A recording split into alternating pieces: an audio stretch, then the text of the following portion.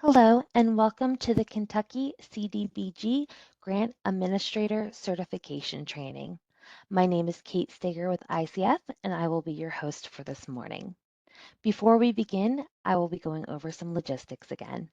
The webinar is being recorded, and as a reminder, all participants are in listen-only mode. However, there are two ways to submit your questions for today.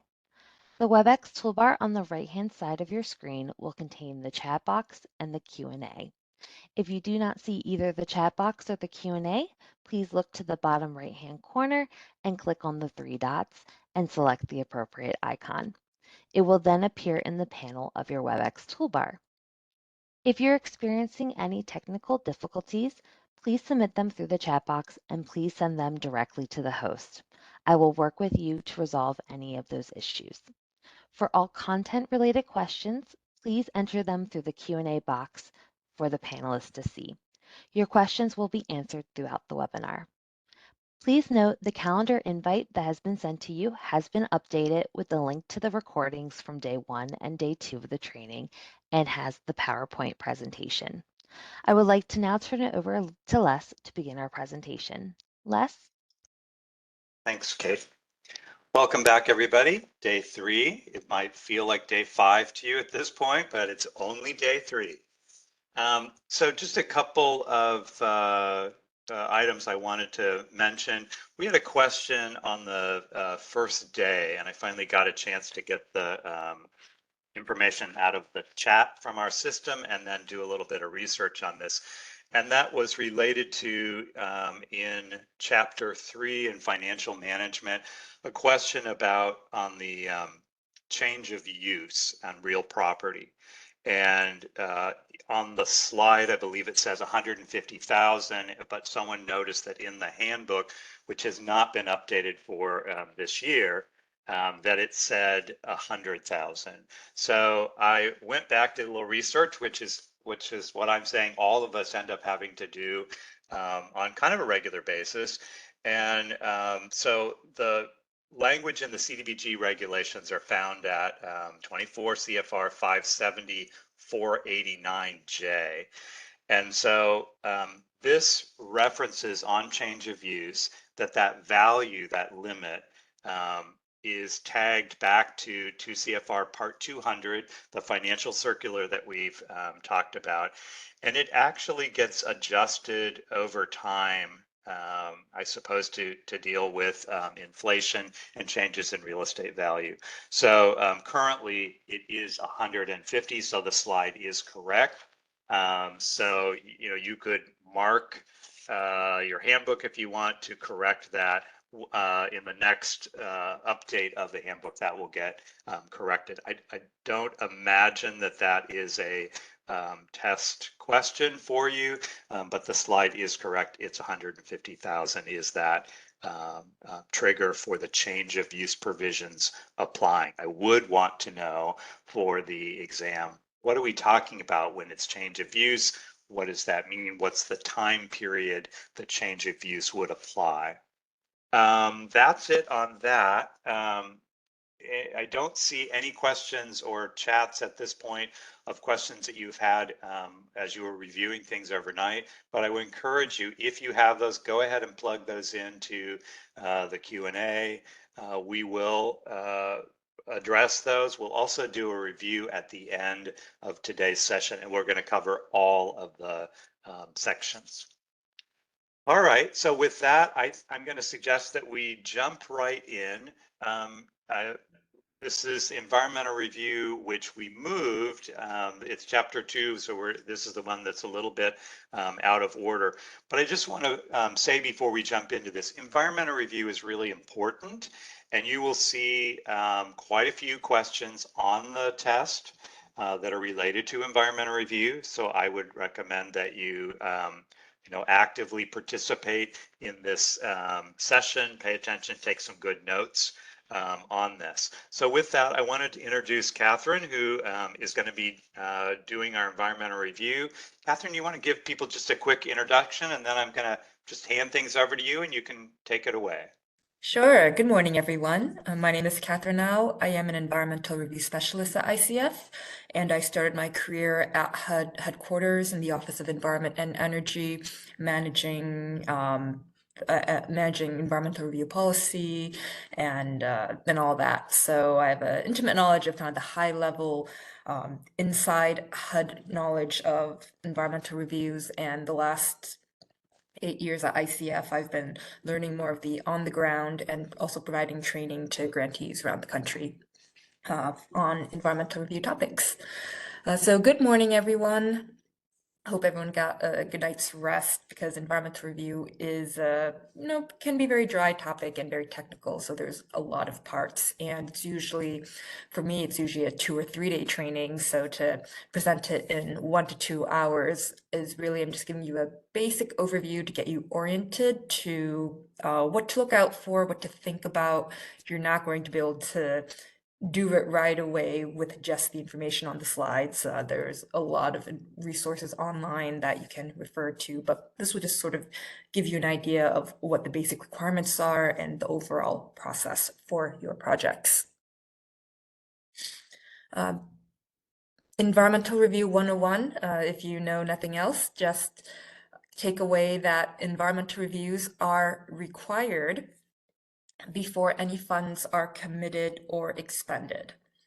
And we'll talk more about that in a future slide, in a couple slides later. HUD Regulations 24 CFR 5822. The environmental review, it's a process of, so you have this activity that you want to do with the federal assistance. Could be any federal agency, but here we're looking at HUD.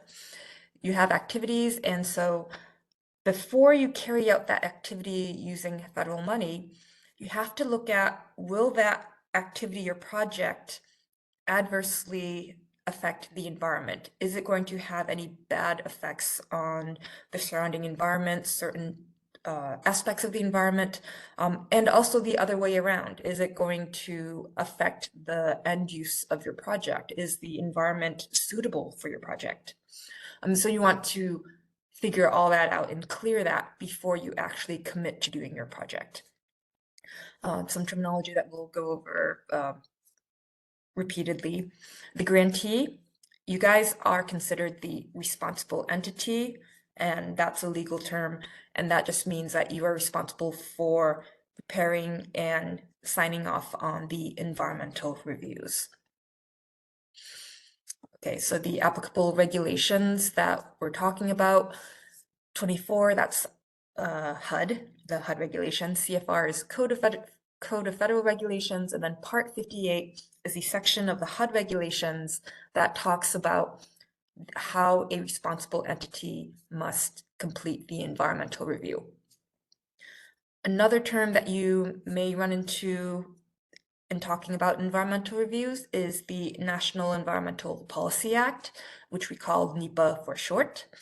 And that's basically a national charter that requires that federal actions or projects or actions taken by federal agencies, making sure that they meet environmental making sure that the environmental impacts are considered before the project is carried out. More relevant to the HUD environmental reviews, more often will be numerous related statutes or authorities, and those are mostly environment related. Some of them seem like they're not environmental topics, but they're all part of the environmental review. And those are at 24 CFR 58.5 and 58.6. We'll go over them a little bit more in detail later. Some terminology terms that we'll run into. First one I mentioned already, responsible entity, RE for short. That's in your case going to be the state CDBG grantee. In all cases, no matter what program you're doing, the responsible entity has to be a unit of general local government. So it can't be a nonprofit or a housing authority or housing finance agency. It has to be the local government who is the responsible entity. Funding agency, that's DLG. ECO, CEO, CO, I'll talk about that more in a later slide. And then ERR, that's your environmental review record. So ER is commonly used for environmental review, and then environmental review record, it's basically the same thing. It's really the file of all the paperwork and supporting documentation and other forms that are related to your environmental review. So you want to keep that in a file or in a record or whether it's paper file or an electronic file. Sometimes the state or HUD may come and monitor and ask for your environmental review records for your projects. Okay, and I mentioned related laws and authorities. Another way to think about that is your environmental topics. So there are two sections in the regulations that list them. One of them is 58.5, and 58.5 lists a lot of topics. Here you could see maybe 8 or 9 topics, 10 topics. Not all of your projects will have to go through this, but you want to pay attention to which environmental review you're doing or which form you're filling out, because some will require this and some won't. So keep in mind this 58.5, and that includes topics such as historic properties, which is covered under the National Historic Preservation Act, floodplain management and wetland protection, those are covered under executive orders, coastal zone management, sole source aquifers, endangered species, that's under the Endangered Species Act, wild and scenic rivers, air quality, that's Clean Air Act, farmlands protection. There's one, HUD environmental standards. Those are not covered under any statute, so it's not covered under an act or executive order. Rather, they are only covered under the HUD regulations, and those are HUD specific topics that HUD as an agency cares about, making sure that, oh, if we're doing housing related things, let's make sure that the noise levels surrounding the project aren't too loud that people can't sleep. So things like that, where HUD has an extra layer of consideration just to make sure that their projects are feasible and appropriate. And then environmental justice, which is covered under an executive order. Then there's also another section of the regulations right after 58.5, which is 58.6. That's just 3 basic requirements: flood insurance, coastal barriers, and runway clear zones. All of your environmental reviews will have checkboxes for all 3. And so you have to fill out that section for any type of project that you do. If you're doing very simple projects, salaries and admin, then you don't need to look at any maps. You just say our type of project doesn't involve any physical structures or any physical activity, therefore we don't need to look at this. But if you're working on anything physical, like any structures, then you'd want to make sure that your property, if it's in a flood zone, then you would get flood insurance. Otherwise, you would move your project. And so these are pretty simple requirements. And then a couple of other terms that we mentioned, ECO, your Environmental Certifying Officer. That person can complete the environmental review, but typically, from staffing or capacity issues, you can have the environmental reviews prepared by a consultant or other staff.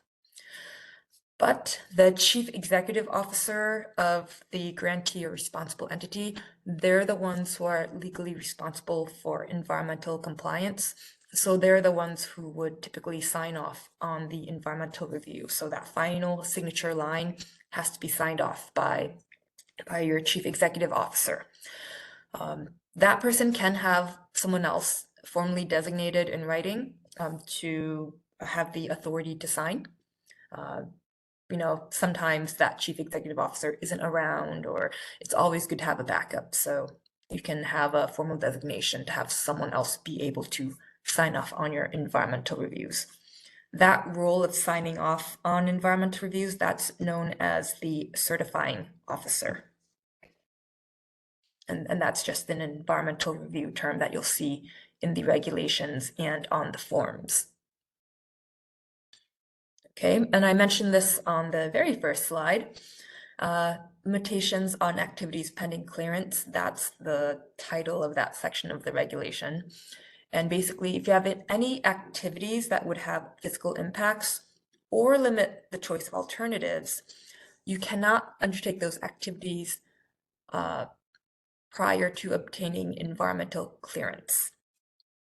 And that includes anything. So when we say physical impacts or that limit the choice of alternatives or choice limiting action, that can include ground clearance. If you're buying property, you can't close on the property. You can't say, oh yeah, sure, we'll buy this. You can't commit to doing this. You have a legal commitment to doing something. New construction, rehab, demolition, and that includes your HUD funds as well as non-HUD funds. You cannot say, oh, but we're just using our non-HUD funds to purchase this property first, or we're just using our non-HUD funds to purchase the materials for the building. HUD funds or non-HUD funds, you cannot spend any money on anything physical that would limit your choice. The whole idea of the environmental review is knowing what you're working with before you commit to working with this, so you limit your risks.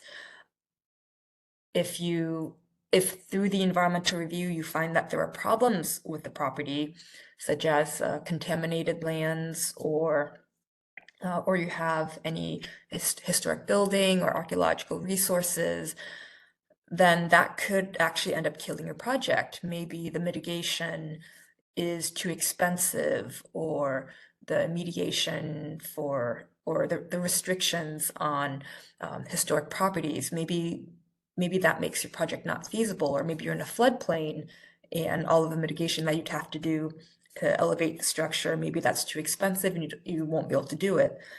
If you already committed to this, if you already put out bids and or purchased the property, then you're kind of stuck with this property that you can't really do anything with, right? So you want to be able to back out of a project in case there's any environmental red flags. So that's why you would want to do your environmental review before you commit to doing anything with that. Some non-legally binding agreements or options are okay if they have stipulations on environmental clearance. So that means you can, if you're trying to buy property, you can say, okay, let's have an options agreement so that I have the option to buy this property, but I have to be able to back out if the environmental review comes out with something, something comes out wrong with that. Les, is there a question? No, I just wanted to add to this. So, I mean, this is one of the most important aspects of this that people, particularly as a grant administrator, that you understand this limitation. And because we're doing projects like economic development, where we have a private partner who is receiving the funding, they're not familiar with these kinds of limitations. So you as the grant administrator really have to, as early as possible, explain to them about the environmental review requirements and ensure that they are not taking any of these choice limiting actions, which could prevent you from being able to assist them with CDBG funds. So really important to understand this and also be watchful for this and have those conversations as early as possible, particularly with these partners that have no familiarity with these federal requirements. May I add in on that? Mm-hmm. As Les was saying, economic development, a lot of people just want to purchase purchase equipment, and they think that's exempt because equipment purchase is exempt, but they have to keep in mind that they have to take the whole project into consideration. It's not just that piece of equipment. It's the building, it's the road, it's the water, it's the sewer, it's the entire project and all that has to be considered before they move forward, not just that purchase of equipment. Yeah, that's a very good point that we will talk a little bit more about when we go into project descriptions. So thank you for adding that, Jennifer. Ma'am, thank you. And then last piece on the slide, do not go out to bid on any choice limiting activities until the environmental review is complete. So don't go out for a request for proposals, an RFP. Don't do anything where you're legally required to choose a consultant or choose a company or a firm. You're allowed to, make phone calls or write emails and ask about quotes. That's fine, because you're not legally bound to accept or choose one of those contractors when you, do those informal inquiries. But yeah, you cannot go out to bid, because that would that means that you're bidding on a project in a location. And we just got a question asking for examples of non-legally binding agreements. And I think the best example probably here has to do with acquisition of property. And instead of having a sales contract, you could have an option on the property, but it would not be a binding agreement that you would be purchasing that property. Yeah, that definitely is the best example.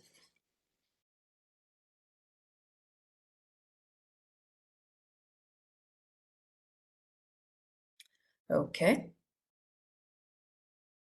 Now, if you have already spent money on a project before you considered it for HUD funding, that's okay. The limitations don't apply until your project is being considered for HUD funding.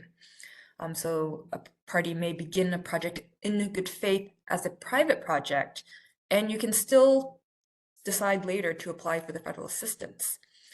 But as soon as you can have your project considered for federal assistance, so basically once you apply for federal assistance for that project, then you have to stop any further work on your project until you go through that whole federal funding process and make sure the environmental review process is complete.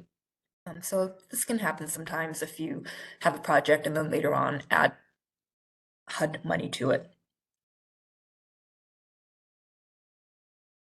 Okay, now we know what we're not supposed to do versus what we're not supposed to do until we do the environmental review.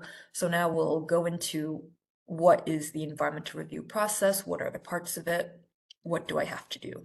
And again, this is very high level outline of what the steps are. Each part of this, I can go into each one of these for 20 minutes or an hour, but I won't.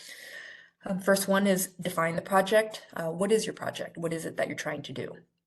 Aggregating, which Jennifer alluded to, which is making sure that you're looking at all the components of your project and putting all of that together into one environmental review rather than doing 5 or 10 or 20 environmental reviews on related projects. Determining the level of review, that really is which environmental review form are you going to fill out for HUD, just to give it that way. Conducting the review, so okay, now we know which form we're using.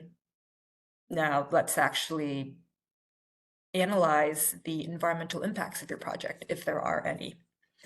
Once that's done, some projects require a public notice process, and then that can add some time, and that is a requirement that definitely can add 2 to 3 weeks to your project timeline. So being aware of the requirements of this is very important. And then finally, your release of funds and actually getting the green light to go ahead and do your project. So the first step, defining the project. What is it that you're trying to fund with the HUD money? What are your activities? Include all related activities and all funding sources, not just, like Jennifer was saying, HUD is paying for the equipment. Well, what is the equipment for? What are you doing in an economic development activity, and what is all that?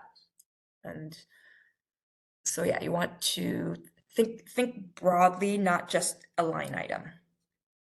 Think about the time frame, or you want to define the time frame. Is it going to be done in the next year or two? Are you going out for 5 years? You think it's going to be a long-term project? Environmental reviews for HUD are generally good for about 5 years. So any longer than 5 years, you'd want to probably do a new environmental review. And in specific cases, definitely contact the state and check with them on what you should do. What's the location of your project? Where are you? What are you doing infrastructure? So include site maps of where that new infrastructure is going to be. Do you have legal addresses? Make sure your maps have the site boundary clearly marked. If you're rehabbing homes, what's the address of the home, the 911 address, mailing address, or legal address, whatever there is available. And if those are hard to find, what's the latitude, longitude coordinates. Make sure that if someone else were looking at your environmental review, they would clearly be able to reconstruct what you're trying to do and where. Photos are nice. Yeah, the estimated funding amount, how much money this project will be using in terms of HUD funding, as well as other sources. So you kind of get a scope of the project. And related to defining the project is step 2, aggregation, which is described in the regulations at 5832. You have to group together and evaluate as one project all activities that are related on a geographical or functional basis. So that means that if you're doing what you think are separate projects, but they're actually related, then it might make more sense to do one environmental review on the whole undertaking and the whole program or activities. So let's say if you're doing some type of new construction, and if you have to acquire land, clear the land, build out the infrastructure and build out other buildings, if it's all happening on one piece of land, one parcel of property, or maybe really connected parcels of property, then geographically that's all one project. You're buying the land, you're clearing the land, you're doing the infrastructure because you're trying to build this project there. Or functional basis is if your project is happening all over your town, all over your county, but it's really the same type of activity. So if you're doing water sewer lines all over the area, then instead of separating that into, okay, so water sewer line on this street, one review.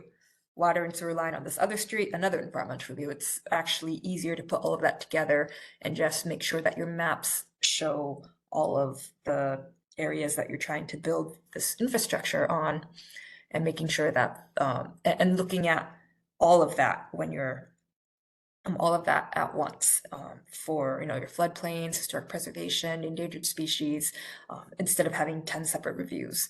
Same thing if you're doing, let's say, housing rehabilitation. And if you know all the homes that you're trying to rehab, if you have a list of them, rather than doing them one off, one here, one here, one here, and doing 10 different reviews, you can do one environmental review that covers all the homes. But you have to make sure that your maps do cover each of the homes. So that's aggregation. It makes more sense once you start actually doing projects.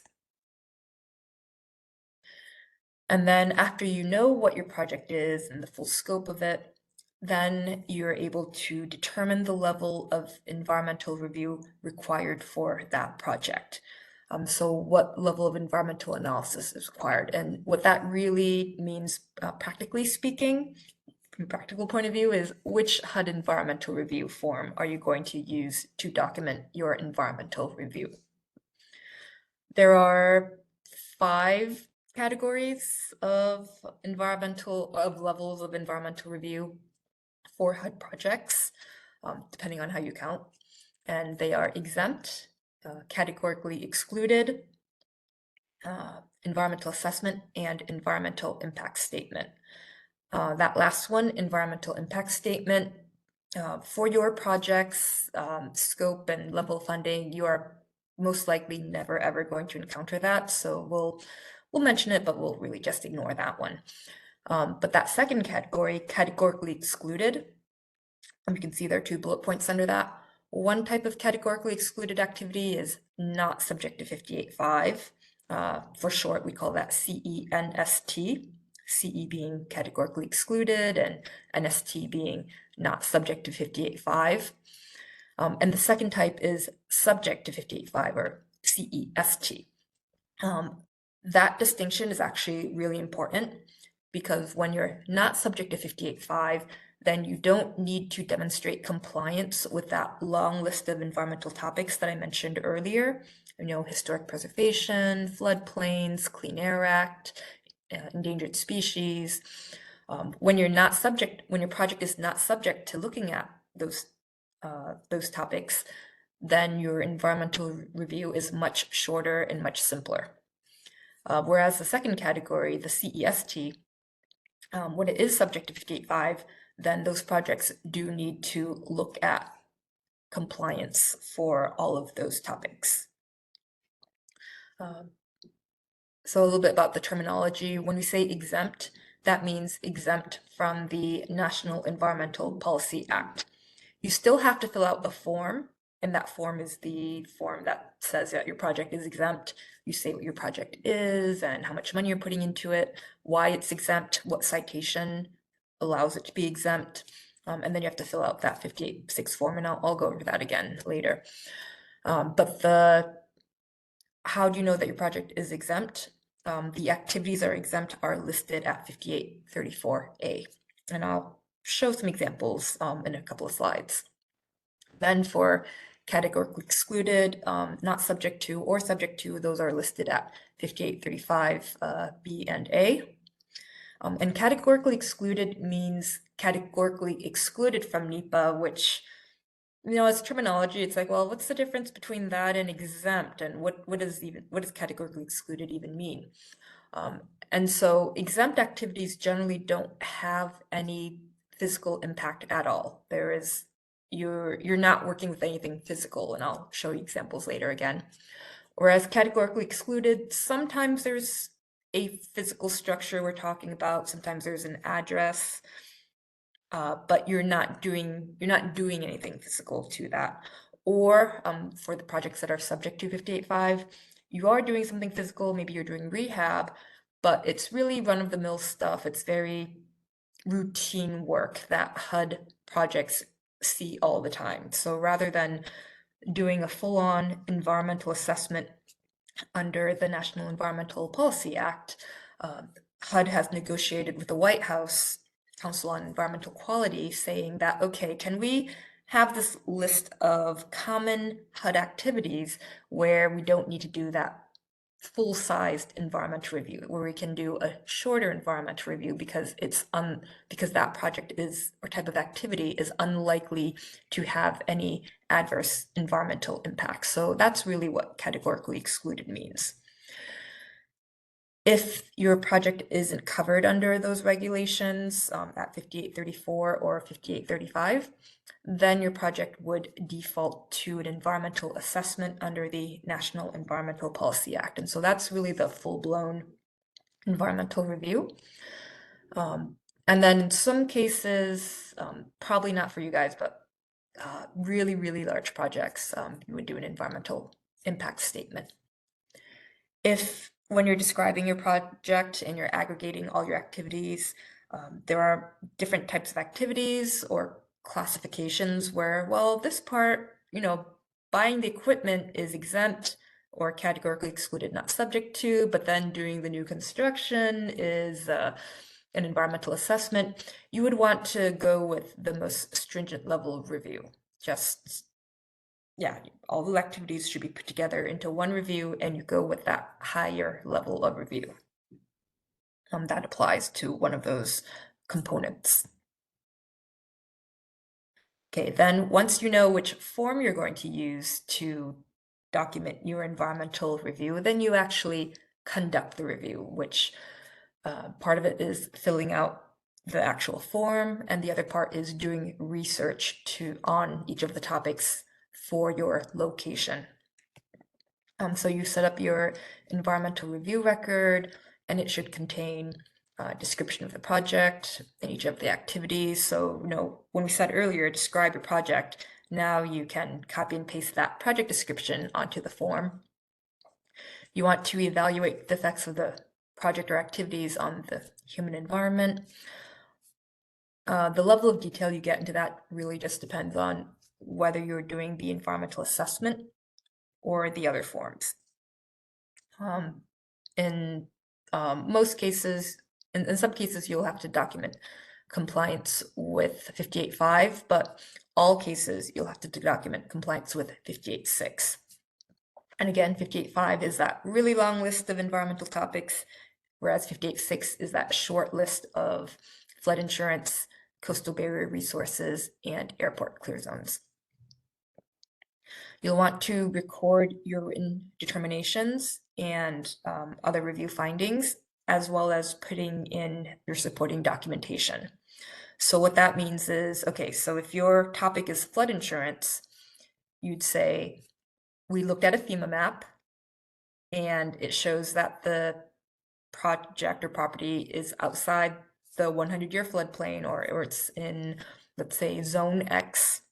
So it's not in a 100-year floodplain, and therefore we don't need to buy flood insurance.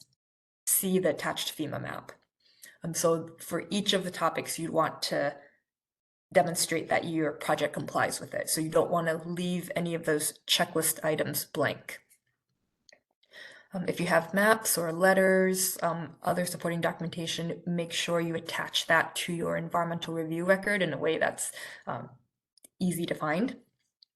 And appendices or stapling it to the review. Make sure it's at least in the same folder. And then for projects that require it, make sure that you document the public notice and any comments that come in. And then finally, and the HUD approval forms or the state approval forms. You should use the required HUD forms and checklists. There are so many different parts to the environmental review, and different agencies or different federal agencies have different topics that are required sometimes. So it's just easier to use the HUD form so that you're not missing anything. Whenever you have to do any public notices, make sure you're using the template notices that are on the HUD website. You can find them in the Chapter 2 attachments or on the HUD Exchange website. If they say, oh, make sure you do a public notice for your project, don't just make one up and type one up yourself. There are templates out there, and there are different parts that are required or language that you have to say in those notices. So yeah, rather than spending the time trying to figure it out yourself or doing it wrong, and if you do it wrong, you'd have to redo it because the state is going to reject the release of funds if you do that wrong. So just do it right the first time. Use those sample notices and those templates that HUD has provided. Okay, going in a little more deeply into exempt activities and all the other types. Again, exempt is when the activity is highly unlikely to impact the environment. If you're having studies, testing, doing plans, salaries and admin costs, training, technical assistance, public service activities with no physical impact, if you're doing after school activities, counseling, crime prevention, you're just funding something, you're funding a program, but nothing physical is actually happening with any structures or land. There are other examples in Chapter 2. You can also find them at 5834A under the HUD regulations. If your project or activity is exempt, you still have to document that in the environmental review. It doesn't mean that you don't have to do anything at all. You still have to do the environmental review. And the steps to that is to fill out that exempt form, that document that the activity is exempt and in compliance with 58.6. There's attachment 2.1 that is for activities that are exempt. And then once you fill out that form, have that signed, send your finding of exemption to DLG with your evidentiary materials, and that's attachment 1.1. You don't need to do any public notice, but just make sure that you get approval from DLG before you spend the funds. So this is the simplest type of review. And it shouldn't take you that long to do once you get the hang of it. And then the next type of activity or the next form is actually very similar. And these days it's actually on the same form as the exempt form, except it's instead of exempt, you would say categorically excluded, not subject to 58.5. Those activities are listed under 58.35B. And very similar, again, they really have no physical impact. You still have to fill out the 3 checkboxes for flood insurance, coastal barriers, and airport clear zones, but that's it. Once you do that, then your review is basically done after you sign everything. Examples of CENST activities are supportive services, your operating costs, housing services, foreclosure prevention, first month's rent, security deposits, or tenant-based rental assistance, where you're giving housing vouchers to folks but not actually managing the homes or the properties.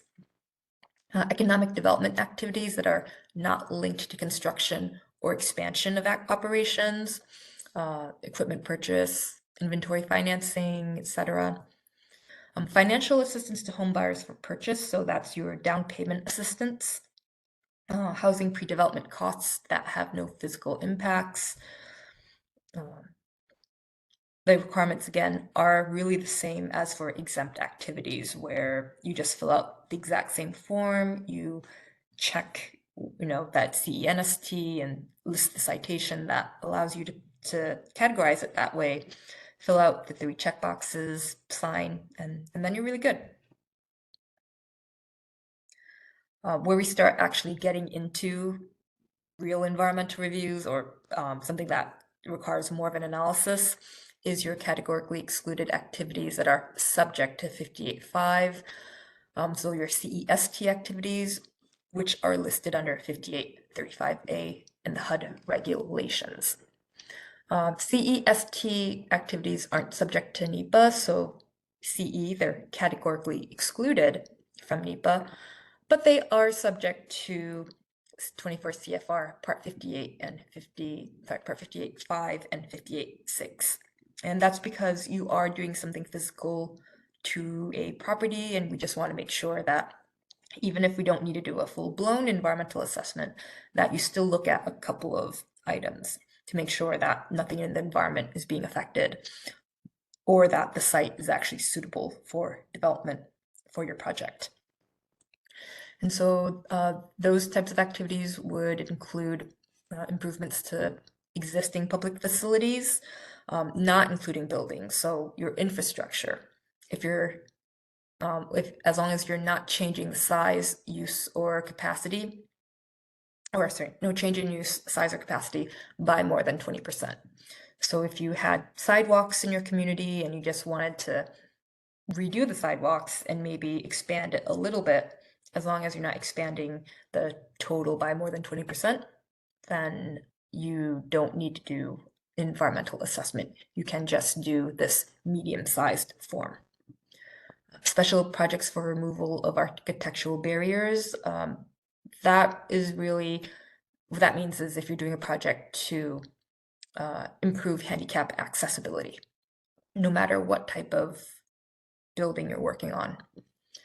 And then rehab of buildings under certain conditions. That can be single-family buildings, and single-family is 1 to 4 units under the HUD regulations. So even if you have a duplex or quadplex, that still qualifies as single-family.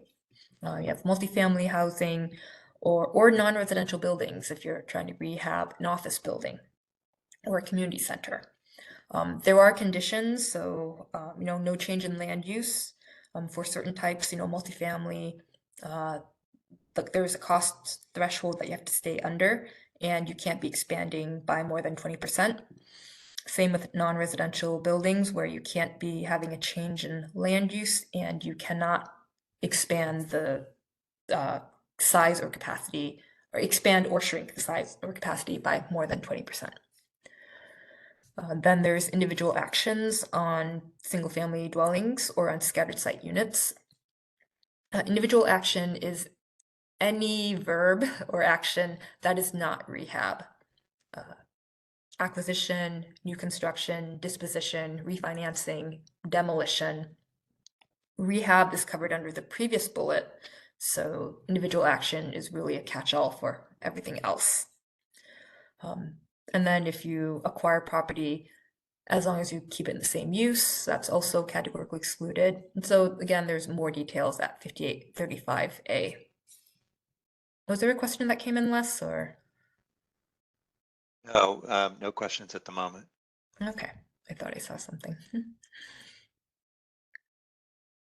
And so when you have a project that is CEST, there is a CEST form, and that's attachment 2.2.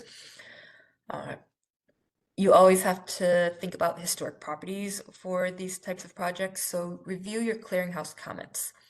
If it's required, then based on the comments, then send a letter and checklist to the State Historic Preservation Office, and there are more attachments for that. If you're doing any significant ground disturbance, then you also want to do tribal consultation to make sure that any tribes that have a historic interest in the area have an opportunity to comment on whether they have any burial grounds, archaeological artifacts, or sacred sites in the project area. And so you want to involve them if you're doing ground disturbance. If applicable, if your projects affect or are in a floodplain or a wetland, then there are special procedures that you have to follow that I'll talk about in a slide later.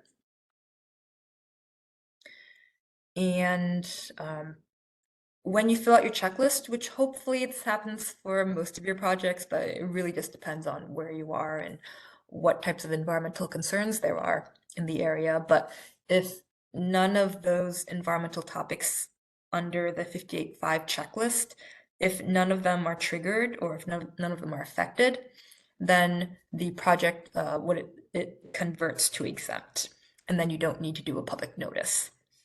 It doesn't mean that you go back and complete the exempt form. It just means that you sign off on the form and can notify DLG without going through the public notice process. So it's a much quicker process.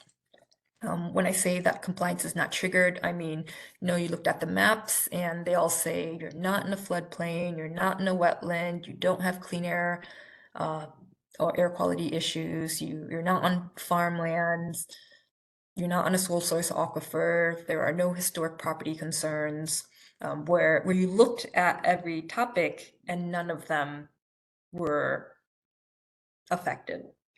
And you didn't have to do any consultation or any mitigation requirements. So you fill all of that out, and if everything is no, then on the bottom of the form, there's a determination. It says that you can convert to exempt and then not do a public notice. You make a finding of categorical exclusion. Yeah, so that's basically the same thing in the last bullet. Just a note about floodplains and wetlands, because we mentioned it, is if you are in a floodplain or wetland, then there are special procedural requirements that, or additional procedural requirements that are required. And it's a pretty complex topic. I'm sure someone could do an all-day training on that alone, because it's there's so many moving parts to both of those topics. But a high-level overview is if your project is located in a floodplain or a wetland, and that includes if your project boundary, so even if the parcel boundaries So even if the footprint of your project doesn't overlap the floodplain or wetland, but if the property boundaries do, then you might have to do what's called the 8-step decision-making process. Not every single type of project will require that. There are exceptions that are listed under the HUD regulations at 5512B and C. Some types of projects, for existing buildings, for example, they might only require the 5-step decision-making process. So you don't need to do the whole thing, but you still have to do a 5-step process.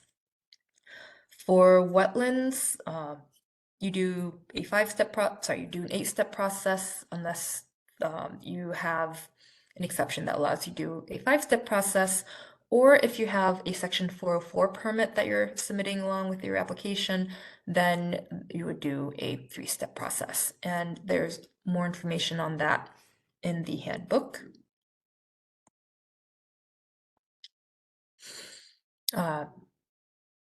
Really quick outline of what the 8-step decision-making process is for floodplains or wetlands. Step 1, are you in a floodplain or a wetland? Step 2, publish a notice in the newspaper, letting people know that you're doing that, doing your project and considering a project in a floodplain or wetland. 3, think about any alternatives. 4, what are the impacts? 5, can you mitigate those impacts through project design? 6, is your project still feasible after you do that? And then 7, you publish a final notice of decision. And then 8, you do your project. So that's a full 8-step. The 5-step process omits steps 2, 3, and 7. And the 3-step process, I think, is steps 6, 7, and 8. Don't worry about this too much. It really only applies if you have a project that's in a floodplain or a wetland, so it's actually more important to know how to look at the maps and what maps to consult for that. But just know that this is an additional thing that can happen. Okay, back to the environmental review forms, your environmental assessments. If your project wasn't covered under the regulations as exempt or categorically excluded, then the default is to do an environmental assessment. In general, environmental assessments would apply to anything with a conversion of land use. Many types of new construction projects, not all, but a lot of new construction, new infrastructure. Yeah, basically, again, if it's not covered by one of the exemptions or categorical exclusions, then you're basically going to be an EA. So there's a form that you would use, so you don't need to figure out exactly what you need to do. It's all on the form. You have 3 different checklists. So you have the checklist with compliance with 58.5 and 58.6, including historic preservation, so that's SHPO and tribal consultation, floodplains and wetlands, endangered species, and all those topics. And then there's a 3rd checklist that's compliance with National Environmental Policy Act environmental assessment factors, which I'll talk a little bit more about on the next slide. And then all areas you should, in general, back up whatever you say with the supporting documentation from appropriate sources. And then the final determination, like the final outcome of your environmental assessment is, does your project have a significant impact on the environment or not? On the environmental assessment factors checklist, that's a whole checklist with maybe 10, 15, 20 items talking about different categories, including land development, community facilities and services. Are there services nearby for your project, or how does your project affect those surrounding services? Does it affect natural features? Are there natural features nearby? What's the social economic landscape, and how does your project affect that? How does your project consider climate change? Making sure that it's being designed in a way that will be resilient to future climate variations? Does your project consider environmental justice? So there are all these different categories, and you can get more information on that on the HUD Exchange. I just wanted to kind of go over briefly what those look like. And then finally, environmental impact statement. Hopefully none of you will ever have to do one of these.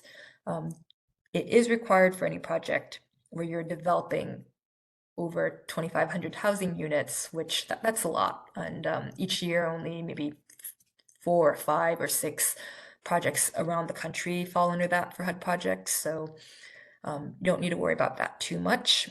It can also be triggered for projects that have unacceptable noise levels, but that's really going to be rare.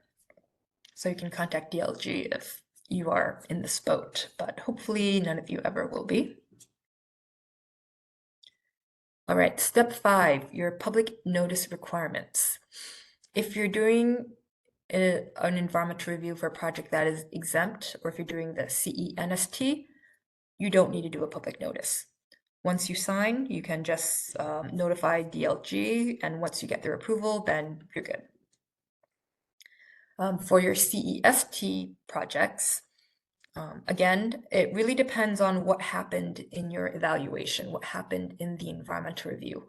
In that 58.5 checklist, if you checked no, like nothing triggered, no mitigation or conditions triggered for all of the items in that checklist, then you don't need to do any public notice. But if you did have some compliance required, maybe there was a historic preservation concern, like archaeological resource, or maybe there was a contamination concern where the soils are contaminated by a gas station, or if you're working on single family rehab, maybe the home had lead-based paint that you have to mitigate, or asbestos, or radon, meth, or mold or something. So you have to do some mitigation. And so in that case, one of the environmental topics is triggered, and so your project can't convert to exempt. In those cases, you would do a public notice, and that notice is called a Notice of Intent to Request a Release of Funds, NOI, RROF for short. Similarly, for the EA, so CEST really just depends on what happens with your review. Sometimes you have to do a public notice, sometimes you don't. For an EA, you always have to do a public notice, so just build in that time frame in your project planning where the EA, just the public notice requirement alone is going to extend your time frame about a month. So you have to do a combined notice that includes what they call a finding of no significant impact, or a FONSI, as well as that notice of intent to request release of funds. And so basically that means you have 2 legal purposes that you're doing the notice for, but you're only doing one notice, and it's called the combined notice. And that notice is available on the HUD website, so you don't need to figure out how to write it yourself. There are templates online. And then for DLG, they require publication, no posting. So when you read the HUD regulations, they'll say published or posted, but just know that for your case, you'll always want to publish in a newspaper. Okay, so for the CEST activities, when you have that compliance triggered, and again, I think mostly probably historic preservation, floodplains, sometimes noise, contamination. I think those are kind of the main areas where you might run into something. So if you do trigger compliance with one of those topics, you publish and distribute your notice of intent to request release of funds, and you allow a 7-day comment period from the publication date. And then after that full 7-day comment period, then you're allowed to submit the finding form, request for evidentiary materials, and the release of funds and environmental certification to DLG. You want to include a copy of the tear sheet from the newspaper to, demonstrate that you did actually publish the notice, as well as a copy of your distribution list of who you sent that notice to when you send all that material in. For environmental assessments, if your finding was a finding of no significant impact, then again, you have that combined notice that includes those two separate statements. You'll want to distribute notices to any appropriate parties. And for environmental assessments, that notice, you have to allow 15 days for a public comment period. The other one, the CEST, that's 7 days, but for environmental assessments, you have to do 15 days. And then after that comment period is over, if you didn't receive any comments, then you send the certification, request for approval, and your release of funds 16 days after the publication of your notice. So that you're aware of this, DLG actually holds the request for 15 days, and they have their own public comment period once they receive your materials. So that's why it takes about a month, because you have 15 days for comment period, and then when you send it to DLG, they have to hold your request for 15 days and allow for people to comment. So overall, that adds a whole month to your timeline. Les? We had a question that came in, and they're asking, and this is related to the environmental impact study, and wanting to know if the rail or train noise testing is coming under the environmental impact study. I think you could have a noise assessment. Maybe Yeah, talk just about fall when they. under the environmental assessment where you Yeah. have to look at the noise and decide. Yeah, it depends on the type of project you're doing. Noise is like you have to look at outside noise for projects that are noise sensitive land uses. If you're doing housing, any place where people are sleeping at night, so residential, hospitals, nursing homes, then you have to consider noise sources. So that would be airports, railroads, and roads. If you're doing infrastructure, no one's sleeping by the infrastructure. If all you're doing is, connecting rural Kentucky, that's and just building power lines, that's not noise sensitive. But if you are doing housing or any place where people sleep, or schools, libraries, places where people have to concentrate, then you would have to look at noise. And for trains, what usually happens, you can probably find that information either from the Kentucky State Department of Transportation, or there are federal databases from the Federal Railroad Administration that will tell you the estimated train count for that area. So you have to do these calculations and to do a noise assessment for your project. That will help calculate that. And Catherine, I was thinking, and I haven't had to deal with this for quite a long time, but I was thinking that there are some online resources now on noise studies where you could do an initial assessment to see the range before you actually, if in some of those cases you can handle it in that way, in other cases then you would have to do an actual noise study on some of these. For HUD projects, HUD doesn't recommend doing like finding a consultant and like doing like measurements yourself. All of it can be done really from your desk.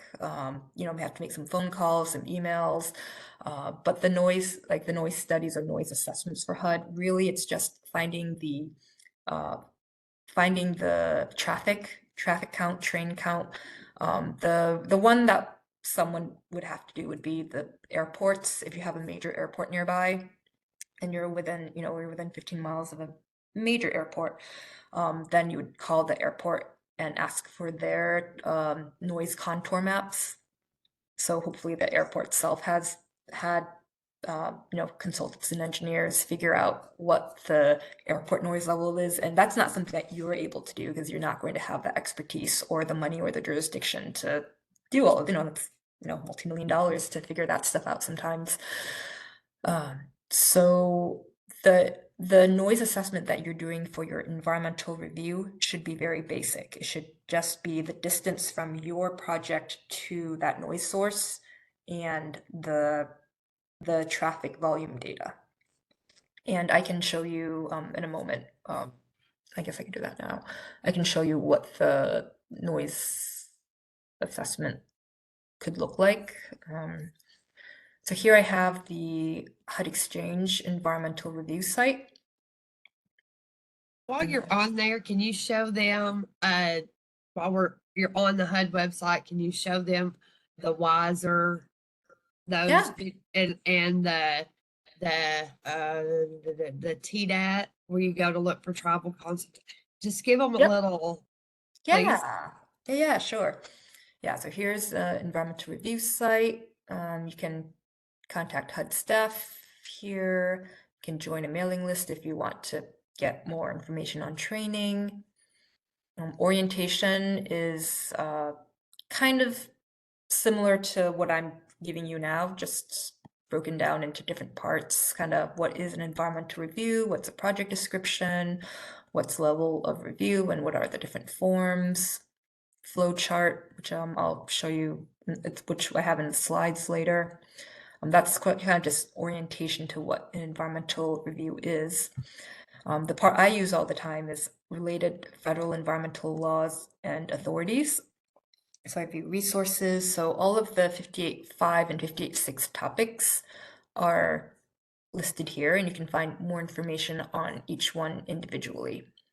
So noise, you can read about what it means, how do I analyze it? So that's under the HUD guidance. When you have the analysis, like what do the numbers mean? So decibel levels, if you're under 65 decibels, then okay, nothing, then you're acceptable. And then if you're between certain numbers, then you're normally unacceptable, and then this is what you need to do, things like that. Compliance and documentation, this is very helpful because it tells you what you should show in your environmental review. And here it says one of the following. Documentation, maps, that your action is not within these threshold distances of a major road, railroad, or airport. So if you have a map showing that your rural area, you have none of these things anywhere nearby, then that's all you need. But if you do have one of those or multiple of those, then you need to do a noise analysis, a noise analysis showing that the noise level is acceptable.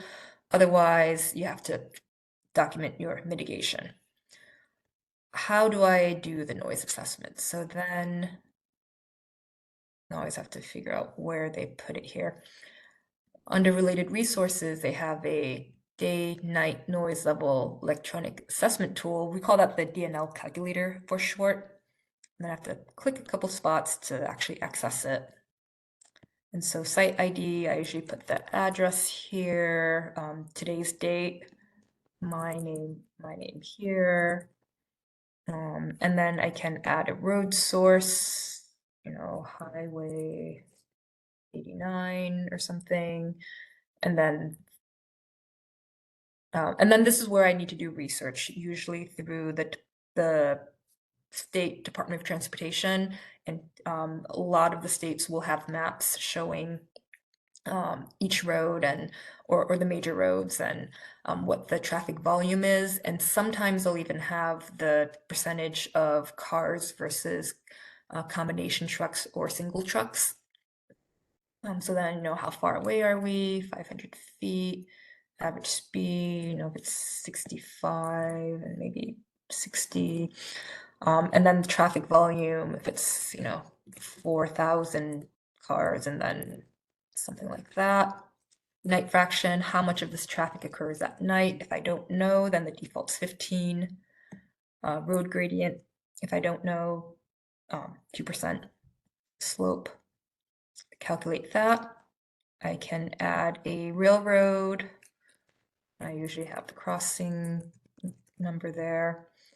If it's like BNSF or some type of freight train, it'll be diesel. Let's say it's 1,100 feet away.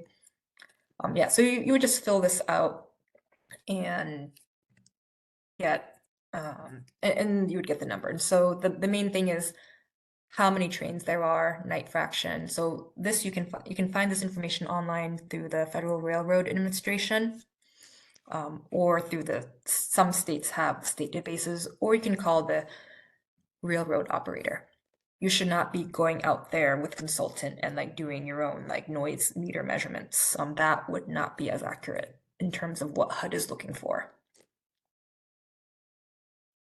There's a lot of helpful tools on that side if everybody would just go there, look, and I would do it myself if I have time sometimes just to actually walk through the Wiser itself, because there's tutorials that you can use.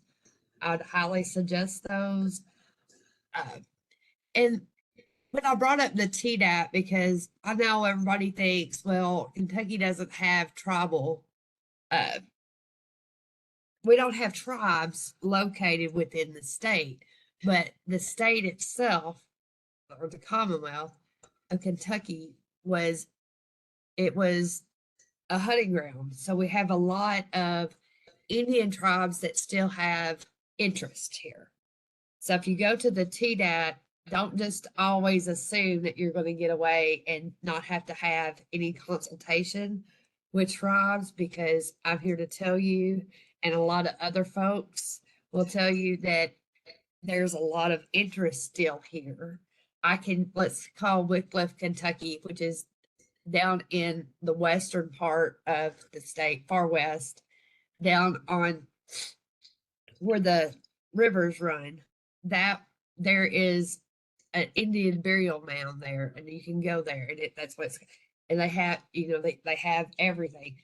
It was a burial site, and it's very highly,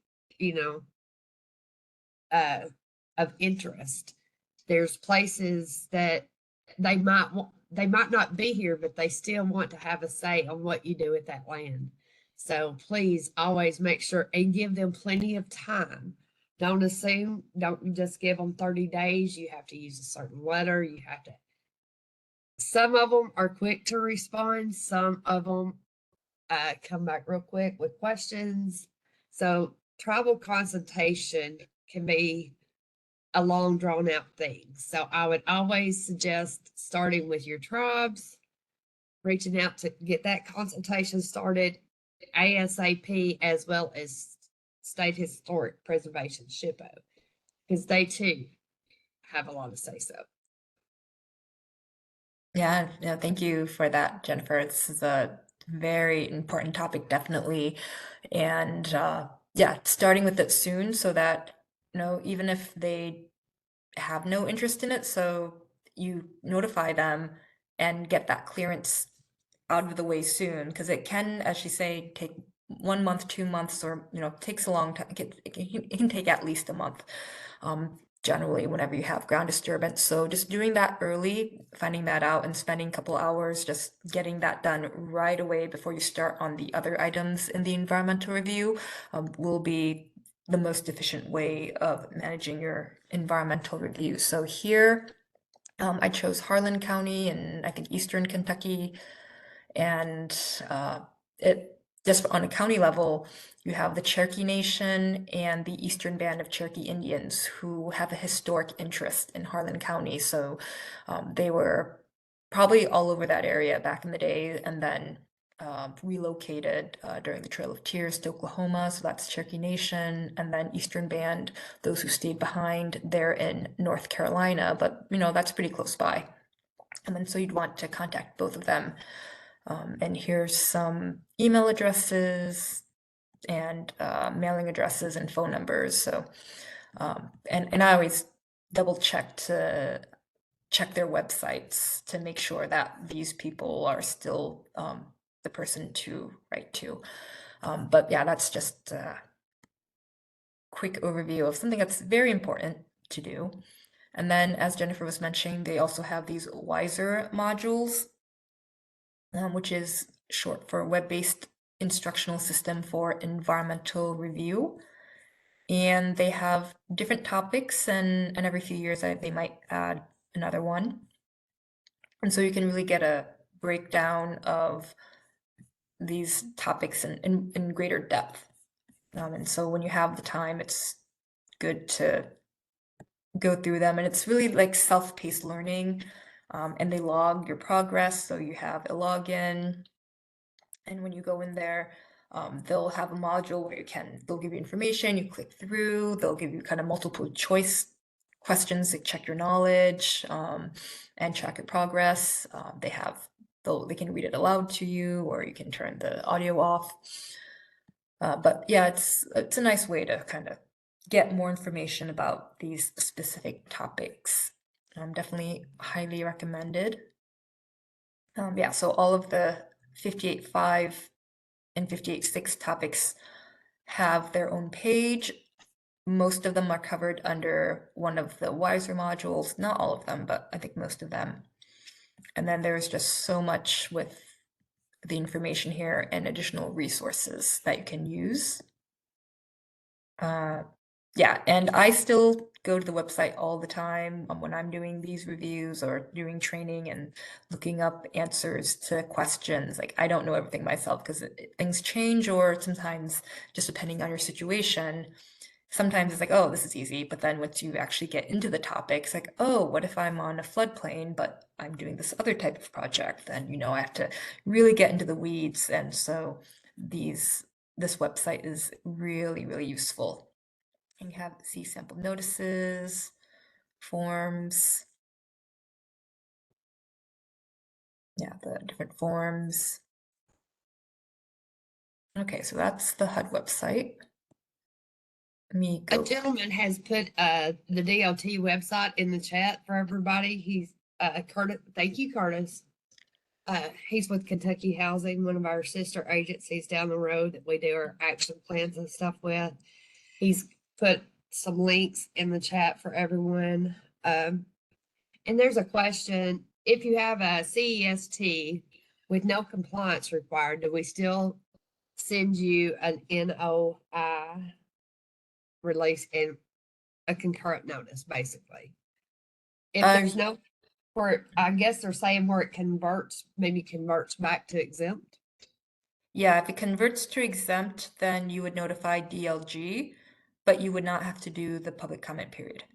You would not have to do a public notice. So no, you don't need to do the NOI RROF. You would just send any materials to DLG for their approval, and they don't need to have a public comment period themselves either. My philosophy is, when in doubt, give us a call. Yeah. Absolutely. We'll walk through it. Catherine, we had a couple of other questions that came in. I think they're related to what we were talking about, so I thought maybe it made sense to handle them now. Sure. So there was a question, we've been talking about tribal, coordinating with the tribes, and there was a question that, what if the tribal response comes in after the waiting period and the project has moved forward? If the tribal response is that they want to be consulted, then yeah, that they have concerns and they want to be consulted, I would say you should, you didn't do anything wrong at all. It's not your fault that the tribe had the response come in late. But I would say it's the best practice would be to stop your project and involve everyone, and let the state know, and kind of let the state know, bring in the State Historic Preservation Office and bring in the tribe, and just work out that process. That's kind of the best best practice for what to do.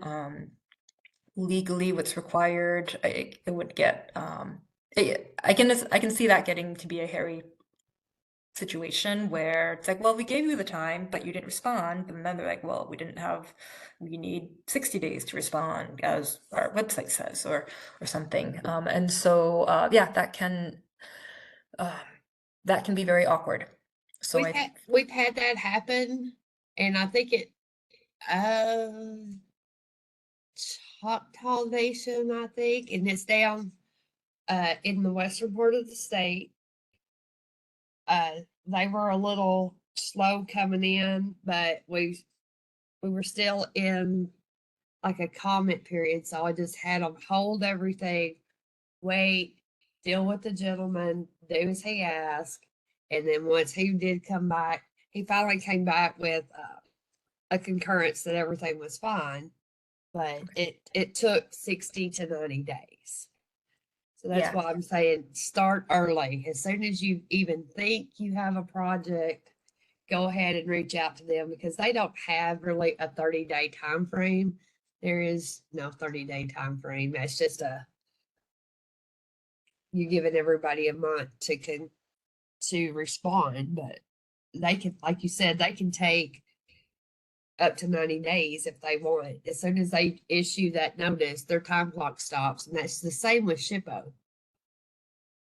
It's a very SHPO in our here, Kentucky Heritage Council is who you'd reach out to. They also, they're a small division. They've got a lot of places to cover. They can take time. As soon as they say, send me a map, their time clock stops until you respond to them, and then they'll start back, and it starts back from day one. So Yep. those two right there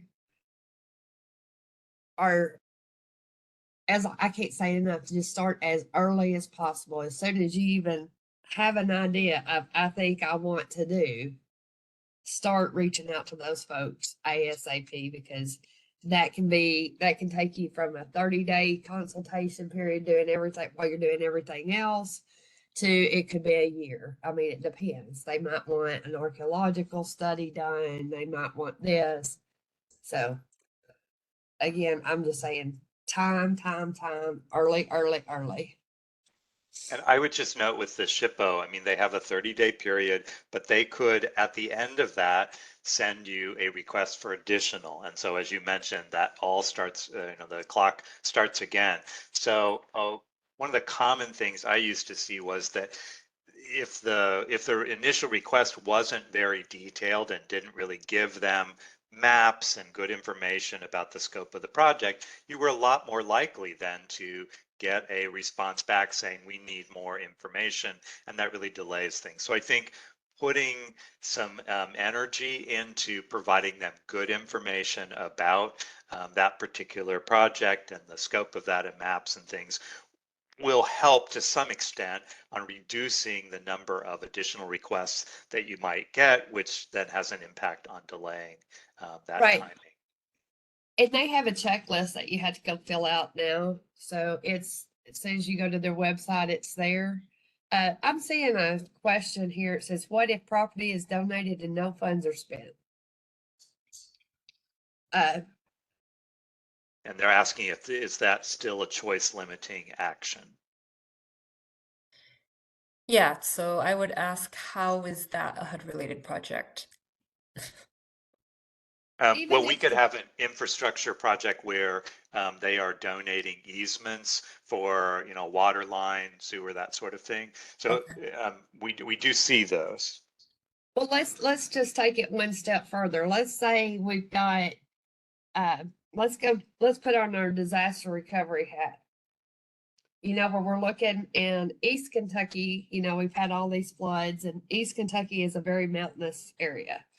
Finding ground suitable to build and out of a floodplain is difficult.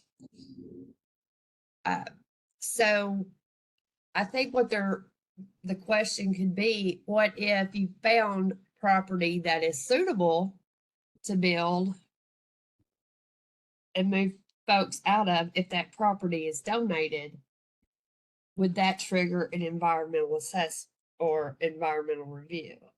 And the answer is yes, because you've purchased it or it is being donated for the purpose of, let's say, a housing project to come in and you're going to build 50 homes on it.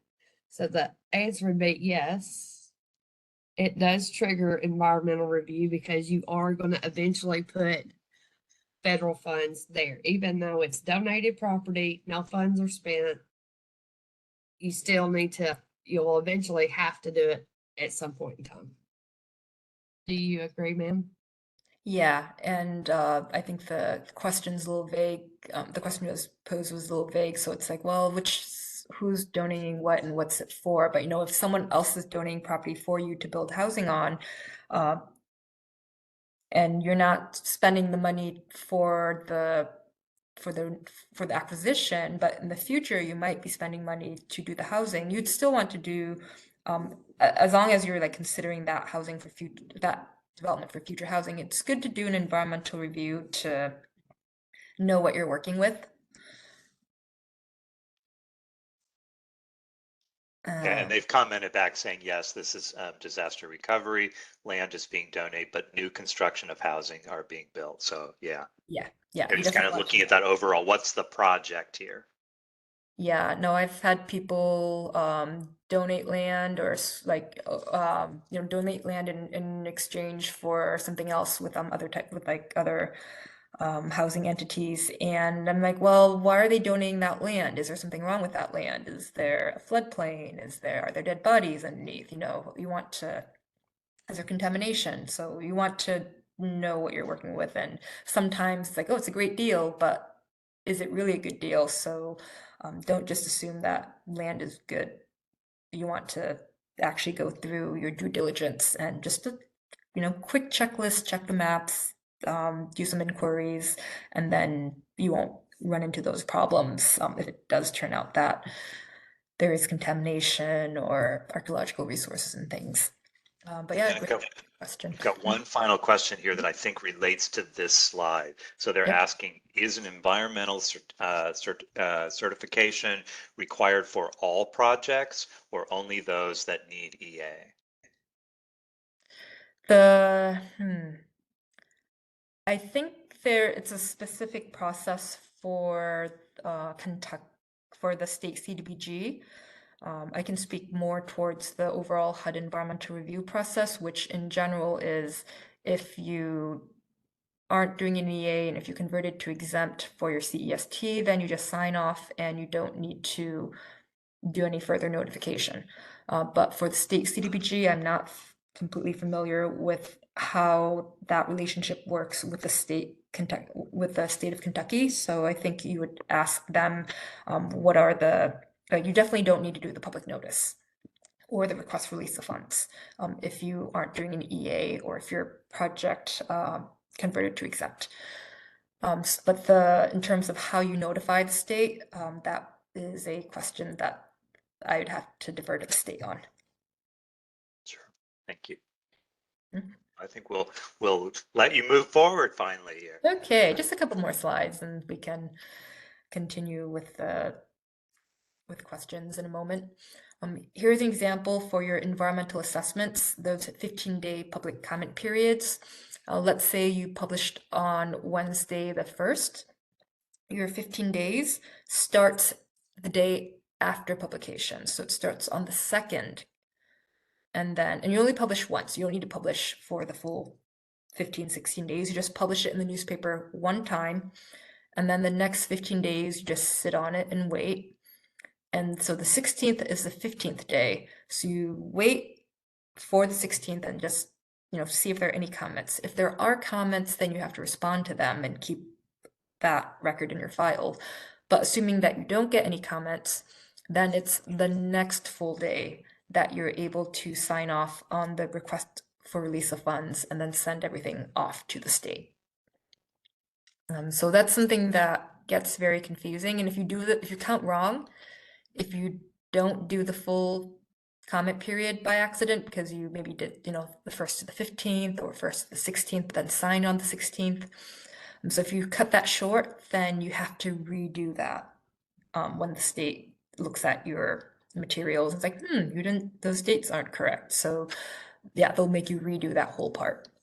So best to double check, triple check. And this is easy because it's like 1 to 16 or 1 to 17, but if it's the middle of the month or on a Sunday or on a Thursday, it's best just to physically count out each day on the calendar. So keep a calendar nearby and just actually count it out because that is a common mistake that is very preventable.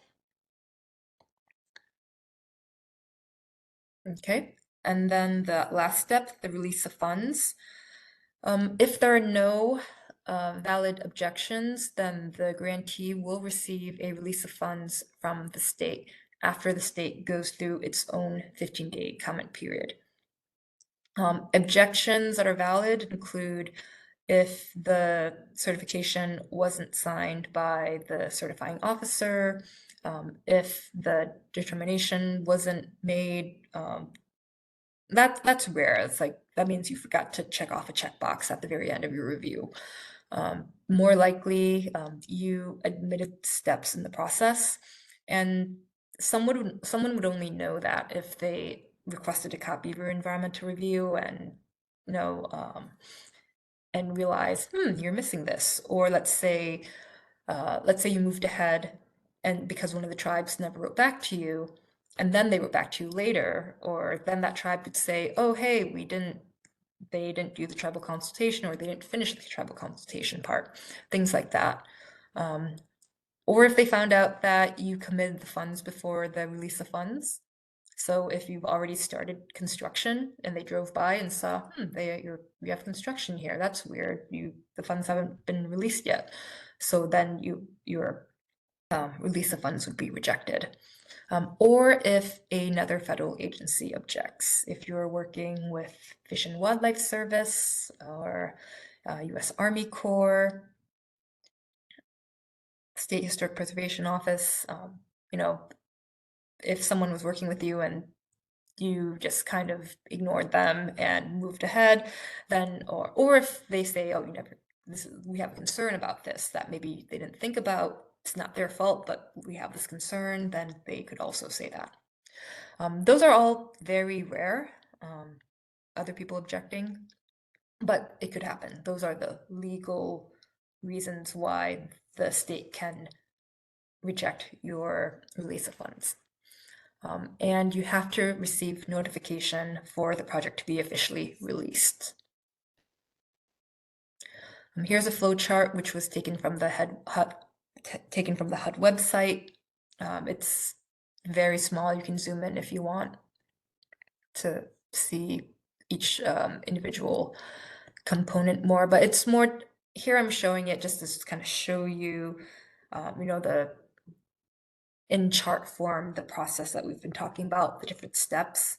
The first step, define the project and aggregating, and then the next, determining the level of review based on your project description, or which form are we using. Here they really just do 4 categories of HUD forms. So your exempt in gray, your CENST in blue, your CEST in green, and your EAs on the right in light blue. And then each of the steps, and what happens if it converts to exempt, what happens if you don't convert to exempt, and then how to do the public comment period and the public notice, and then finally the sending, what to send to the state, and when your environmental review is complete. So that's just kind of an overview of what that process is. And then one thing that can happen after your environmental review has already been completed, which one of the earlier questions really alluded to, is what if something happens after you've already received your clearance? 2 things can happen. One is your project changes. Maybe you're thinking of doing this scope of work, but then decided later on, well, actually, I think our folks would best be served, or our community would be better served if we changed the project to a slightly different scope. Another thing that can happen is the environmental conditions change. When you looked at everything, it was all fine, but then maybe later on an endangered species showed up, or like the question earlier, a tribe writes to you and says, hey, we want to have more information about this project. We want you to do an archaeological study, or we want to visit the site and check out what there is. So any of those can happen. And if so, then what you do is you reopen your environmental review, and it's called reevaluation. And basically you just reopen the sections that are affected. So if it's, if a tribe is saying, oh, we have concerns, or we want to know more information, then you reopen the historic preservation section, and you just follow that through. You just stop, you just pause your project, see that one thing through, if there's an endangered species in the area, involve U.S. Fish and Wildlife Service, figure out what to do about that, and then, okay, once you resolve that, then you can just sign off, let DLG know, and then continue with your project. You don't need to do further further things. If you already did the public notice, you don't need to do another one. If some of the information changes, if you were doing a CEST project and then you change your scope and now it's like, well, actually your scope is bigger now. You might need to do a new environmental assessment instead of CEST. In any case, like there are so many different variations of what could happen. So if something happens to you, just, contact the state, contact DLG and just work with them and say, okay, this happened, what's the best course of action? Because a lot of times it's really case by case on what the implications are. Okay, so that's the end, and now I can take more questions. So I'll tagging on to what you were just talking about. One of the things that we might see, particularly with the disaster response, is if we're doing rehabilitation, sometimes when you begin to evaluate a unit and maybe you tear into it, sometimes the decision is made to, instead of doing rehabilitation, to switch that project to doing a reconstruction. And that's a different level of environmental review. And sometimes folks think, oh, well, I'm working on the same property. I already have a release of funds. I don't need to do anything. So it's important, if you've described your and as part of your environmental review, you've described this as rehabilitation, and you change how you are addressing this, that could change the level of review that's going to be required. And it's important to be aware of that, to work with DLG on determining when you're going to need to do a new environmental review on that. We've got a question that just came in, and I think this relates to another good topic here. You had mentioned earlier about the 5-year expiration on ERs. Would a long-term project require a new ER at 5 years with public notice, or do you reopen the prior ER and update the changes? Yeah, this is something where it's always good to ask HUD, ask a HUD environmental officer for the, I think Kentucky would be considered the South, so ask the Atlanta folks or the field environmental officer for HUD on specific cases. But in general, I would say after 5 years, the community could have changed, the community needs could have changed. So what was valid 5 years ago, where you had this project that was an environmental assessment level, where at the time, 5 years ago, it's like, yeah, I know this project is really needed and we have to do this and that and it'll be great. And you didn't complete the project, you only did a certain phase of it. 5 years later, there might be new leadership, new political leadership in the community, new community conditions, new disasters that shift priorities for the community.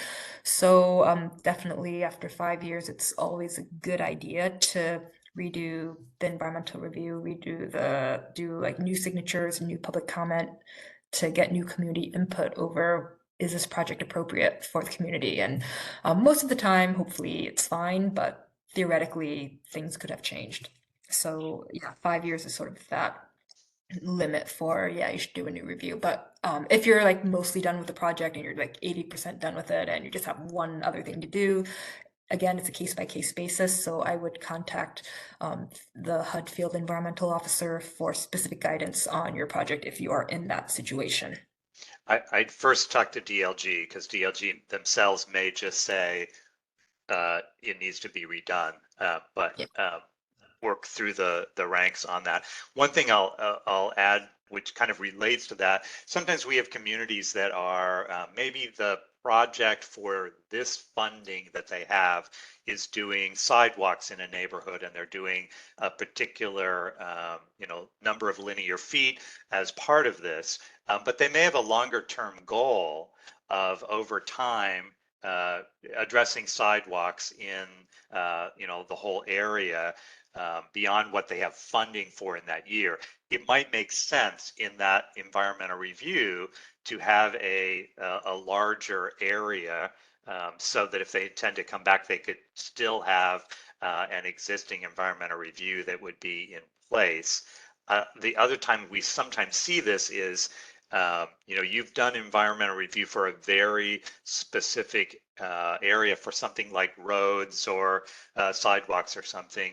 And when the bids come back, you find that you actually are under budget, and we would have communities that say, well, I would like to simply expand the area that I'm working in because I have the funds to be able to do that.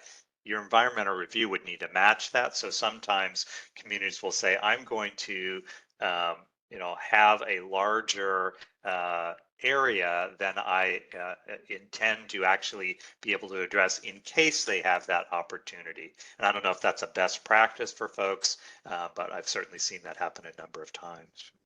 Yeah, no, that's a great practice. Always aim for including more rather than less, because if you include less and decide to do more later, then you have to, at minimum, reopen your review and at worst do a new review.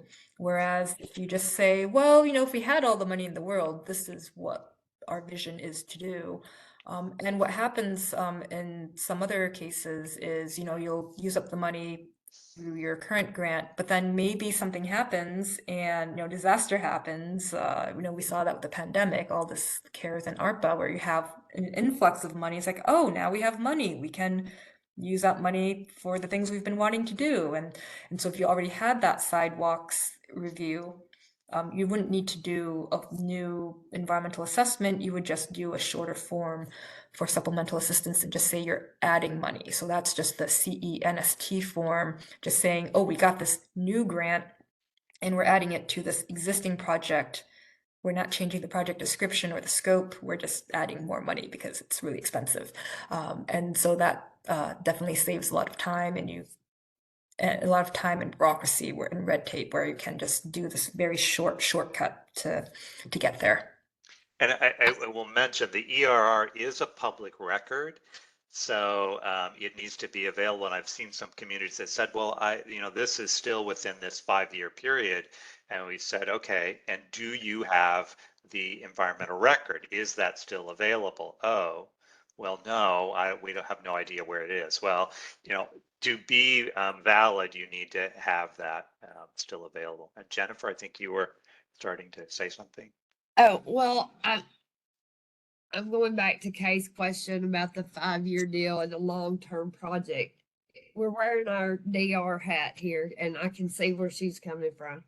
5 years, you might want to, when you do your environmental for, like, say, the higher ground sites that we've been referring to earlier, you're going to need to include your infrastructure. That's your water, your sewer, your electric, your roads, and then also include the homes that you're going to build. But I think where she's might be coming from, it might take longer. You might encompass all of that in that one review, but it might take longer than the 5 years to get it all accomplished. And I think that's where she's like coming back saying, would I have to go back and start again or redo it? It's a project that might be, say, a 7-year project, but would that environmental review still hold valid for the full 7 years, or what do I have to do at the end of the year 5? Yeah, so again, I'd say defer to DLG and ask their opinion, because it's subjective, because there's not really anything in the regulations that says you have to do this. So it's really just, in a way, common sense, or what makes sense from it's really case by case. Where, well, in year 6 or 7, does it still make sense to continue this program? If it does, then it's like, well, we're like 90% done. This is great. We're increasing resilience and helping with disaster mitigation or prevention. Then maybe DLG says you don't need to do a new review. You're fine with the existing one, or maybe just update some of the maps. So there are different things that could happen. And yeah, definitely ask DLG what they think the best course would be. Perfect. We don't have any other questions in the hopper at the moment. I was going to ask, maybe you can talk just a little bit about kind of thinking about disaster and perhaps doing, a county-wide or, program for housing, perhaps, where we would be doing an overall release of funds for the program, but then doing this tiered approach. I wonder if you Yes. could talk a little bit about that. Yeah, definitely. And let me just bring you to the website that talks about tiered environmental reviews so that you at least have a visual of what I'm talking about. So tiering is really useful when you're doing one type of program or like you have one program that covers an activity that takes place in an area, like all over, but like kind of in an area, that designated area, but you don't know the addresses yet. Let's say you're doing a buyout program where you have sort of the area that the zones that you're targeting. You know, okay, this is kind of in the floodplain, or this is in a area that could be impacted by future disasters, and we want to do a buyout so that or voluntary buyout program so that people have the option to move out and be safe and find alternative housing, right? And so that case, you know the area you want to target, but you don't know which homes are actually going to take up your offer. So what you can do is do a tiered environmental review where you do kind of the upfront work first and get your environmental clearance beforehand, and then do the site-specific environmental review topics later. So what does that look like? Yeah, I'm trying to think if I have any visuals on me, not at the moment. So I'll just use, oh, I can just download the tiered review format. So let's say, okay, download, open. And now this environmental review is on the surface going to look a lot like your regular environmental reviews. So this one is for a project that is CEST. If you have an EA that you want to tier, you just have to make up the form yourself. HUD doesn't have a form for the EA, but project name might be, buyout of homes in, I don't know, Harlan County. And then project location, instead of saying the actual addresses, you might just outline the zones area you're targeting. And then any additional location information, description, the buyout and or whatever it is you're doing. Approximate size of the project area. This one, I do square miles, but I don't really think it matters that much. Length of time, I always do 5 years, just why not? It's like 1 to 5 years, so say 5 years just to cover yourself. Maximum numbers, are you trying to do 20 per year or so? So maybe I'll do 100 total. Buyout, that buyout, it could be, no, actually that could be a EA if you're all in the same area. Anyways, so then you fill everything out that you can. So airports, there are no airports near the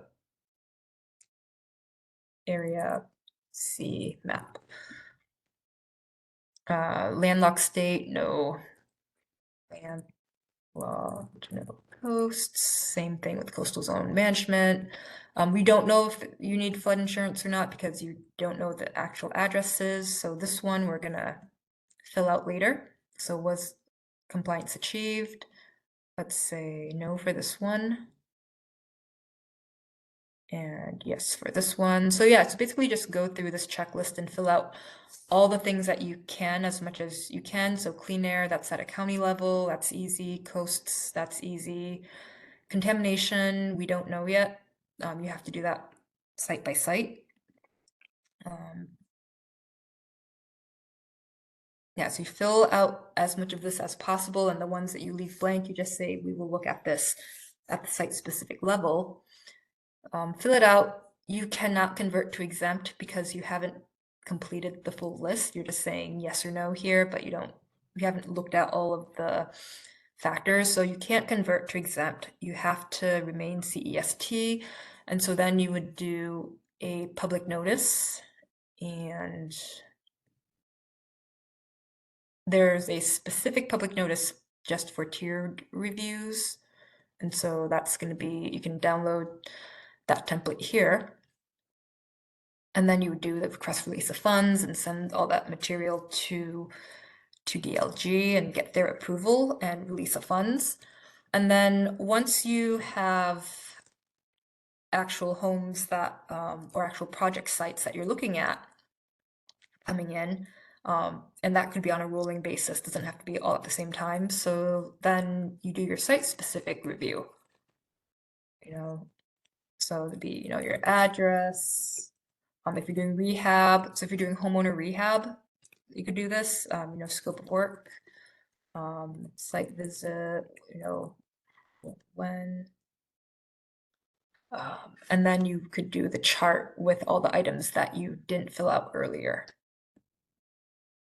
So if you remember, I said, flood insurance, maybe contamination, depending on the type of project, maybe noise or historic preservation.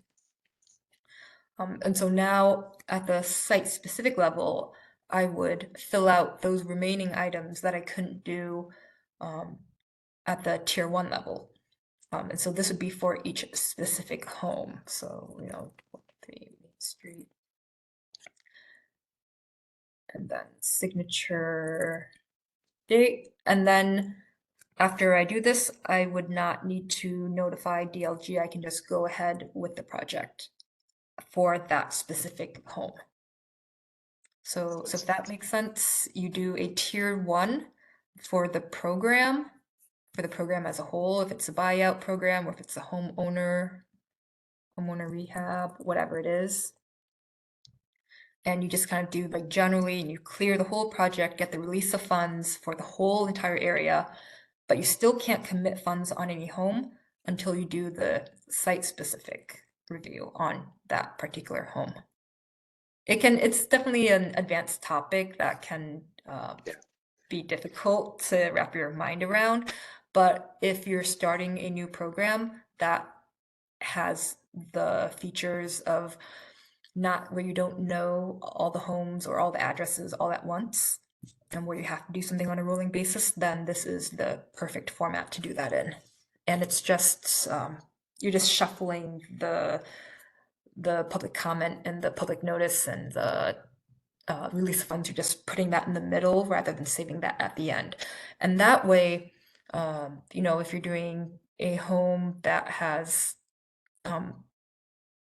let's say, lead-based paint or other contamination, if you were to do that individually, if you're doing one environmental review on that one home and you figured out, oh, there's lead-based paint, now I need to do a public notice, then each time you encounter that, then you have to do a public notice, you have to do publication, wait 7 days, and then the 15 days for the state.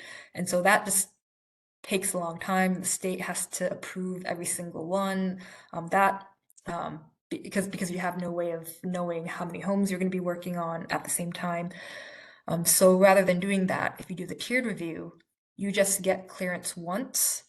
And then for your individual homes, even if you do have lead-based paint contamination or historic property or any other thing, then that doesn't affect your process anymore, where you don't need to do another public notice.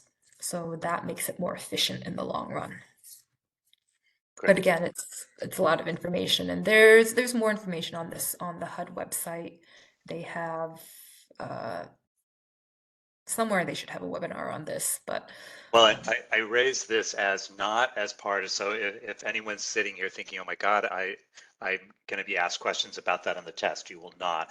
I raise this as sort of a precursor because some of the folks participating in this class are also going to be receiving disaster funding, will be participating in the disaster certification.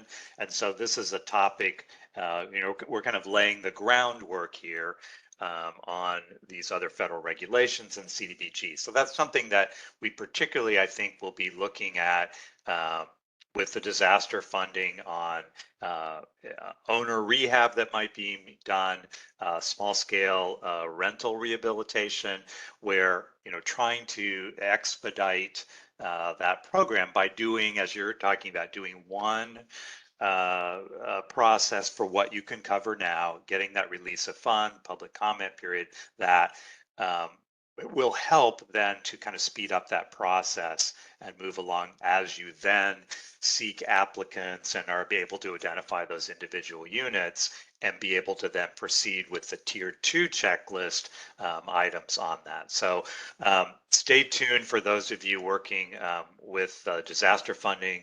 That'll be something that we'll be talking about a little further in that certification, but I wanted to kind of at least introduce the topic here. So we've got a question here, section 404 permit for the wetlands, is this always required? Section 404 permit is required if you're on wetlands that are under the jurisdiction of the U.S. Army Corps of Engineers. And so first thing you'd want to know is, do you have wetlands on your property? And then if you do, then good idea to contact the U.S. Army Corps of Engineers and have them make a determination of whether they have jurisdiction over that wetlands. And then if they do, then probably it might be based on the type of your project, but most likely they will want you to do a Section 404 permit. But again, that's only if the Army Corps has wetlands that they have jurisdiction over, and so you have to work with them. They might have to do a site visit, or they might need more information. You might need to hire someone to do a wetland delineation. There are different paths that can go down, but in general, you would want to at least contact Army Corps of Engineers when you have a wetland to see if you need to apply for a permit for them. And that can go Catherine, out. in the past, at least in my experience, Army Corps sometimes was not responsive. And so I guess the question would be, are you able to proceed when you haven't got a response back from them? What's the protocol for that?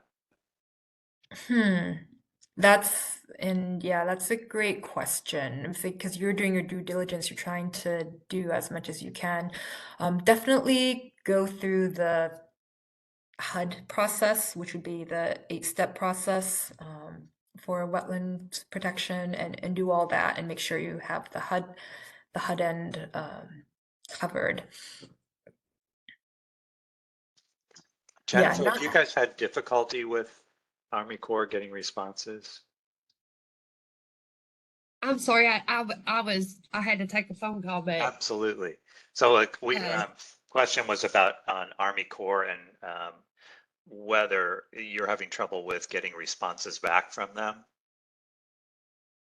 I don't know. I sometimes I think they might have some issues getting with them, but when it goes through the division of water through clearinghouse, when it's going through the clearinghouse process, division of water will can also say whether they're going to need some of those permits, and they can work with division of water as well as reach out to the Corps as well, because the division of water in Kentucky does a lot of, they are the regulatory agency for a lot of things, and they work with the Corps and stuff as well. So they would be able to tell them if they need a certain permit.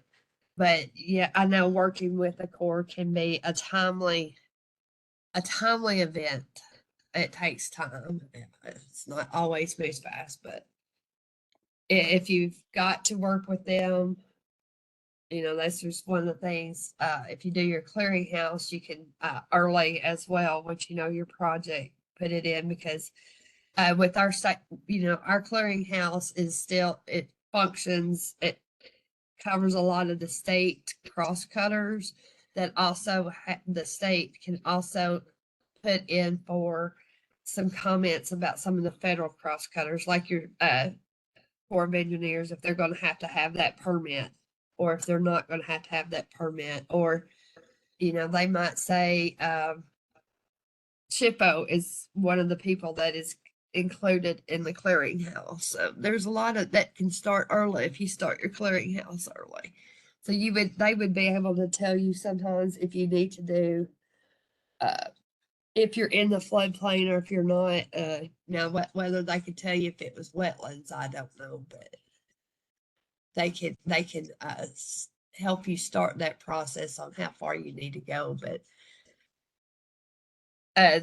some of the folks that are online would be able to tell you more so about how it is to deal with the Corps than I. Right. Well, I think the key here is timing, and as early as possible, beginning the environmental review process. Catherine's really walked us through knowing what level of review and what those requirements are, and having that documentation in place, and asking for assistance from DLG and working with HUD as needed on this to get answers for those questions. So I don't see any additional questions in the hopper at this point.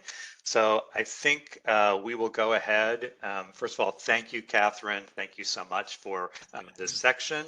And I will say for folks, this is an important section in preparing for the test. So I would make sure you spend some time going back over the slides, looking at the chapter. The recording will also be available for you.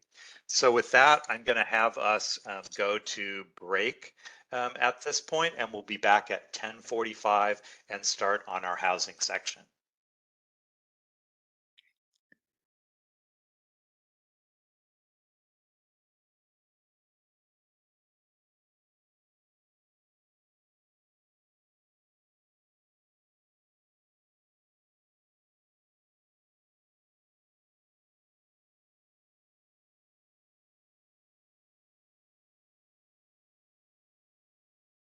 Welcome back, everybody. Hopefully you got a chance to do some other things on the break, and your mind is refreshed and ready to go. So we're going to change topics completely here and be talking through housing. So we're going to be doing housing before lunch. We have economic development after lunch, and then some other sort of procedural monitoring closeout. Those sorts of issues is what's left on our agenda. So for our housing programs, we sort of have two different categories in the Kentucky design for this. So first, we're going to be talking about really what, if you were kind of looking around the country at other kind of typical housing programs, is what we're going to be talking about, and we're calling them voluntary.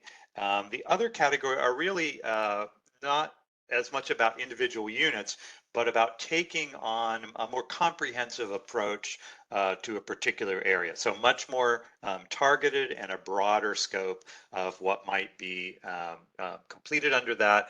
And so we'll kind of divide these into two distinct categories as we talk about them. So let's start with our more traditional housing programs, the voluntary program. So community development block grants, we have a number of things that we're able to do with those funds within the regulations with housing. One of those is rehab, so rehabilitation of the existing units.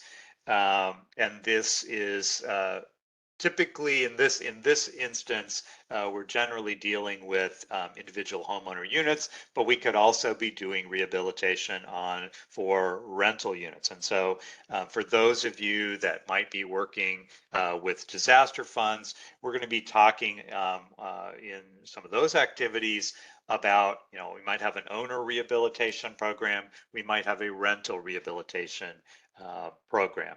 And so, deciding what's the focus of the program is also then going to determine some of the other rules and regulations that will go along with that that we'll be talking about. CDBG also allows you to be able to do demolition and reconstruction as a rehab activity.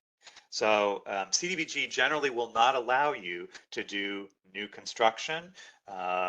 There are some limits on that. We oftentimes can sort of support new construction with paying some of the other costs, but new construction is something we generally cannot do. So reconstruction is a little bit of a flexibility that's been built into the CDBG regulations. But the parameters are on this. We would be rebuilding a single structure on that same site. So we couldn't, if we had a badly deteriorated house, we couldn't say, we know this is a large site, let's knock this down and let's build 3 units here. No, all we're able to do under reconstruction is essentially replace the unit that was there before. At the point you're adding additional units, it no longer is working under that allowance as reconstruction. It would be something that generally is not going to be allowable with CDBG funds. We oftentimes have folks thinking that CDBG would say it has to be on the exact same footprint. That's not the regulations. It's specific about we're replacing one unit with another unit on that same site. It doesn't have to be in the same footprint. It does not have to be the exact same square footage. So we might do a demolition and reconstruction where we had maybe a family of 5 who was in a 2-bedroom unit. So maybe they were underhoused and needed a larger structure. When we reconstruct that structure, we can make it and should make it appropriate for that household. Generally, we see reconstruction done when we have units that are, a lot of times they were not well constructed when they were brand new, but they've experienced a great deal of deterioration. And so that evaluation is this a unit that's appropriate still for rehabilitation, or does this make sense that this unit is a better target for demolition and reconstruction? By doing that, then we're able to address accessibility issues. We're building a lead-free unit.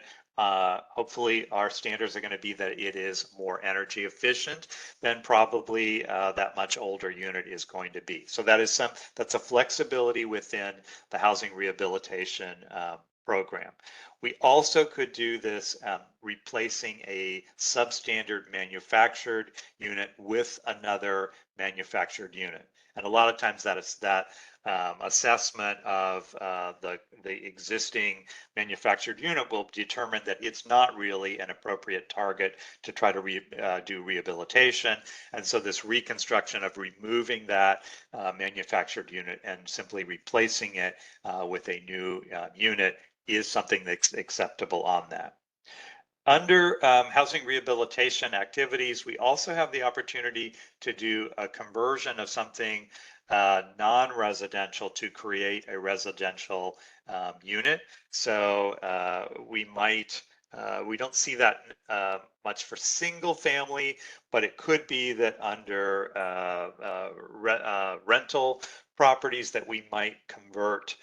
Maybe we have a hotel that is no longer in use, and we convert that to residential units. That would be something that would be allowable. It's still considered to be essentially a conversion rather than new construction, because we have an existing structure that we are converting to residential use.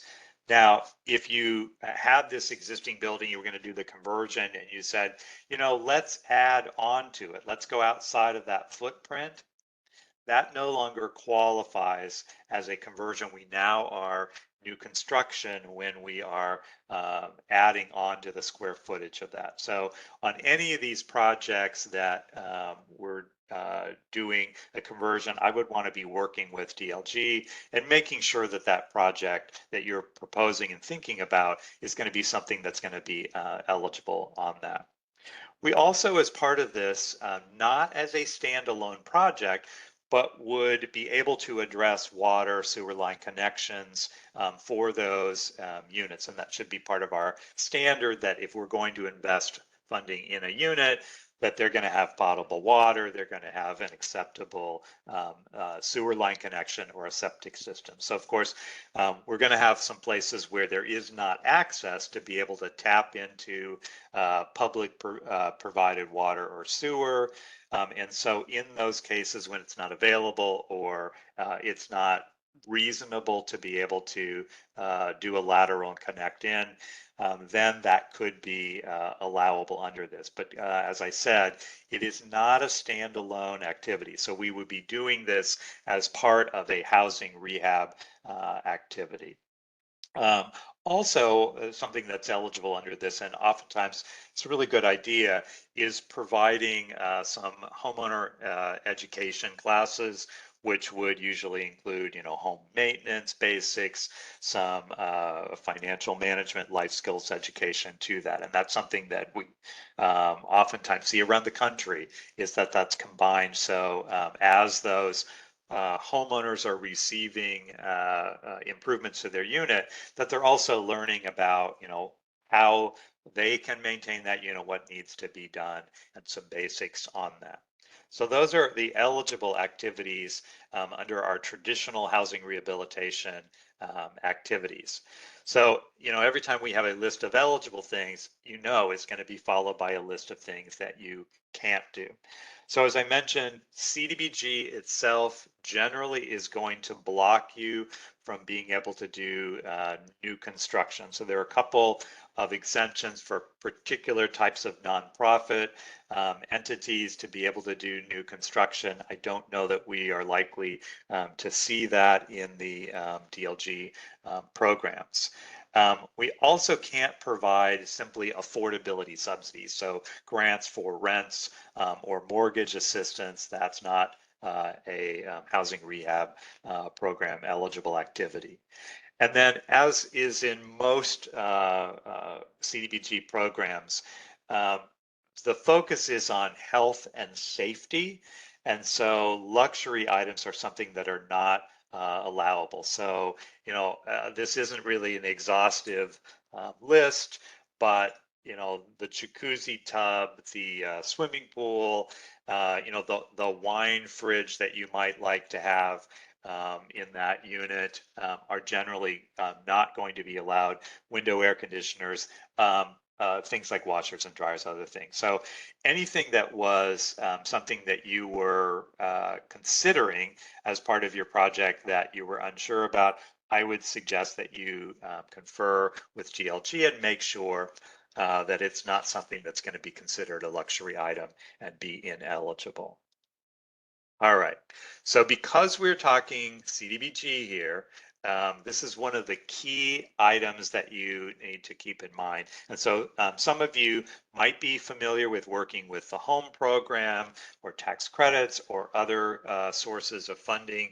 The affordability requirements on some of those programs will allow you to simply designate which units you're assisting and make sure that those assisted units are occupied by a lower moderate income person. CDBG has a different rule. So CDBG requires that each individual single family unit is going to need to be occupied by an LMI household. So we're going to need to be able to document and show that the individual homeowner on the single family unit qualifies. And we'll be talking in a minute about how we calculate household income. If we're dealing with a 2-unit structure, then at least one side of that, so at least 50% of that, needs to be occupied by an LMI household. We need that documentation in the file. So we might be assisting an owner who owned a double, lived in one side, qualified as LMI. they could be renting out the other half of that double, and there would not be an income restriction on who would be eligible to live in that other unit under CDBG regulations. But anytime we have 3 or more units, then we need to be able to track and show that at least 51% of the units are occupied by LMI households. So this is particularly of interest if we, under the disaster funding and working with rental housing, we might have a multifamily structure. Let's say it has 8 units. So that means that 5 of those units to qualify for CDBG will have to be occupied by an LMI household. Unlike some of the other programs that we would be able to simply say, well, based on the amount of money that we're investing, we're going to tag a certain number of units as our affordable units that have to be occupied by an LMI household. For CDBG, it's 51% of the units in that structure are going to have to qualify then as a LMI household that's occupying those units. So different set of restrictions, very important point, takeaway point for you to be aware of. So let's talk a little bit about the requirements that need to be in place for a grantee running a program. So as part of this, and there's some flexibility within the DLG program for that local grantee to design the program to meet those needs that you're seeing in your local community. So as part of those guidelines that would be developed by the grantee, you're going to lay out what are the types of assistance that are going to be provided for that. So, are we doing only housing rehab? Will we also do reconstruction? All of that would be described within your program guidelines, and that probably I would think also include things like, what's the maximum level of assistance that would be provided, those sorts of things. And then describing who's going to be eligible, what kind of structure is going to be eligible. So we said that because of our needing to meet that national objective under the CDBG rules, we need to make sure that if we have got a single family unit, then eligibility is that household that occupies that unit, we need to be able to document that they are going to be income eligible, qualifying as a low moderate income household. So they'd have to be at 80% or below of area median income. And we'll talk more about the calculations on that in a minute. So that property under a homeowner program, we also need to determine that they actually are the homeowner. We'll talk in a little more detail as we go along. So those program guidelines are going to specifically describe for your program, for the targets that you've put in place, not only the CDBG regulations, the DLG regulations, but if you have a particular local design element on that, you might have targeting where we're only targeting properties that are located in a particular area. Also, we're concerned about property standards. So we're going to be at the completion of that project, we're going to be bringing those properties up to standards. We'll go into a little more detail in a later slide, but those policies and procedures would define those property standards. And that's going to be then the basis when you are looking at that unit, determining what the scope of work is going to be. It's going to be based on what are all the things that would need to be done to bring that unit up to our applicable property standards for that project. Contractor requirements, and we'll talk a little bit more about this in that this is generally these are going to be that the contract is going to be between the homeowner and the contractor directly.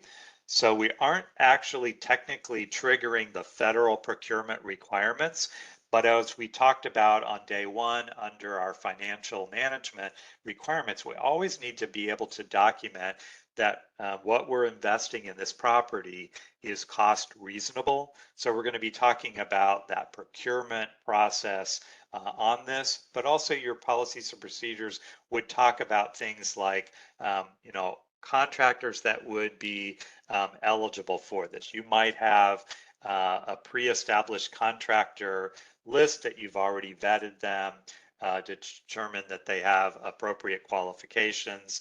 That might include, if you're working with houses that were built prior to 1978, that we would need contractors that had been had the lead safe housing rule qualifications, were licensed contractors to be able to work with lead hazard reduction activities. We'll be talking here about relocation requirements, and so that would be described as part of your guidelines and procedures also. And then ongoing maintenance, making sure that these units are going to be maintained, and that would be something that would be incorporated into those guidelines also. So we have a question about how long into the future does the LMI occupancy requirement last? It's going to be depending on the type of assistance that we're providing, and we've got a slide coming up on that. So hold on to that, and we will get into that. All right. So for a housing program, these need to be marketed, and the public needs to be made aware of that. So there needs to be a public announcement about that program, including the funding that's going to be available, the fact that eminent domain will not be used, and our traditional housing programs with DLG, we're calling them voluntary, because eminent domain is not part of this process. And then you need to be transparent about how you will prioritize. Typically, we see when there are housing funds available that there's going to be more demand than there are funds available. So part of your program design is determining how am I going to, let's say I have 100 applications for my rehab program and I have funding to do 30 units. What's my criteria going to be? We sometimes see where folks are simply doing first come, first serve, and they would track, probably date stamp and time stamp as applications came in. But generally, we're going to see something where we are rating and ranking based on some priorities that are put in place. They might be based on targeting certain beneficiaries, but a lot of times it also has to do with the condition of the unit and trying to have the most impact on that. So whatever that rating and ranking criteria is that you're going to use to be able to determine which of these applicants are we going to assist, since we don't have money enough to assist all of them. How do we determine what that order is? That needs to be a part of that public announcement, so folks understand what those priorities will be. It'll be really important, obviously, when you then have folks that do get assistance versus others that do not. You need to be able to demonstrate that we have a clear protocol and that we are following it as part of that selection criteria. So types of assistance, there's some flexibility here. These could be provided as grants. They also could be provided as loans. And let's talk just a little bit about sort of the different methodologies on this. We could have loans that are forgivable. So we might say, okay, you need to occupy this unit for at least 5 years. If you remain as an occupant for 5 years, we're going to forgive that loan. When we talk about a deferred loan, and usually we see these in combination where we're saying it's deferred and forgivable. Deferred means that you are not making monthly payments on this, that we're going to defer those payments. And so if we had a deferred forgivable loan, it would be saying that, okay, we're assisting you as long as you're occupying that unit. We are deferring any payments on that. And our forgivable clause might be that, they're deferring payments and it will be forgivable if you occupy for 5 years. So at the end of that 5-year period, the lien on that property that's been executed as part of your promissory note and mortgage would be released on that property. So as long as they continue to occupy that property during that time period, nothing is going to be owed. So if there's a sale or transfer of that property prior to completing making it to the forgivable period on that, then there would be payment that would be required, and that would be spelled out in detail in that promissory note and mortgage. And when we talk about an amortizing loan, that means that we've amortized and figured out what those monthly payments would be, and that they would actually be making monthly payments to the grantee or the subrecipient. We don't see that done a lot, and part of that is, servicing that loan and dealing with those regular payments takes some capacity for that. And so if you were going to be designing a program that included amortizing loans, you'd also need to be able to demonstrate that you had the capacity to do that, or perhaps you had another entity that was going to be servicing those loans on your behalf and processing those payments. Keep in mind, when we talked on day one about program income, if we have payments that are coming back from those loans, and that might be payments from an amortized loan payment, or if we have a deferred loan that we have a sale or transfer prior to it being forgiven, that money that would be paid back to the grantee or the subrecipient is going to be counted as program income. So it retains its federal identity. We talked about also revolving loan funds. So CDBG would allow you to establish a revolving loan fund. We said that those are for a specific purpose. So we could have a revolving loan fund that the payments that are coming back are going into a revolving loan fund that's specifically set up for housing rehab. So we might have amortizing loans that continue to feed money into a revolving loan fund to be able to assist other homeowners. So all of that needs to be captured within that program design and described in detail. So not only you understand what your protocol is going to be, DLG would understand that, but also the public, if they were asking questions about that, would be able to see that. We could be doing loans in combination with a mortgage, a principal write down or interest write down subsidy on that. We don't typically see that being done. It gets a lot more complicated to be doing that, and we might be doing this in combination with other loans and leveraging some other funding. So you might be doing a rehabilitation program in a community where you had participating banks that were going to provide rehab loans in conjunction with the CDBG fund. So there's some flexibility here on program design. Let's talk about, we've been talking about income eligibility. So we know that for an eligible use of our CDBG funds, we always have to be doing an eligible activity, which there's a long list of those, but we always have to be meeting a national objective.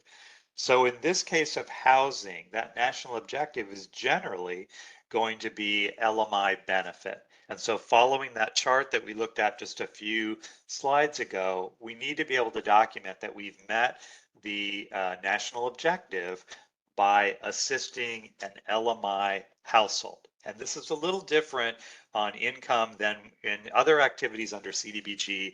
We're talking about a family or an individual. So when we talk about a family, these are folks that are related by blood, by adoption, by marriage. But when we're talking about housing, we're talking about a household. So we're going to look at everyone that occupies that household, whether they are related in any way, and count the total gross income for those households. So for the DLG program, and this would be important to remember, that we're always going to be using the Section 8, Part 5 definition of income. And when you hear us talk about definition of income, it simply means that each of these methodologies will have a list of, under this methodology, these items are going to be counted as income. Other things we will not count as income.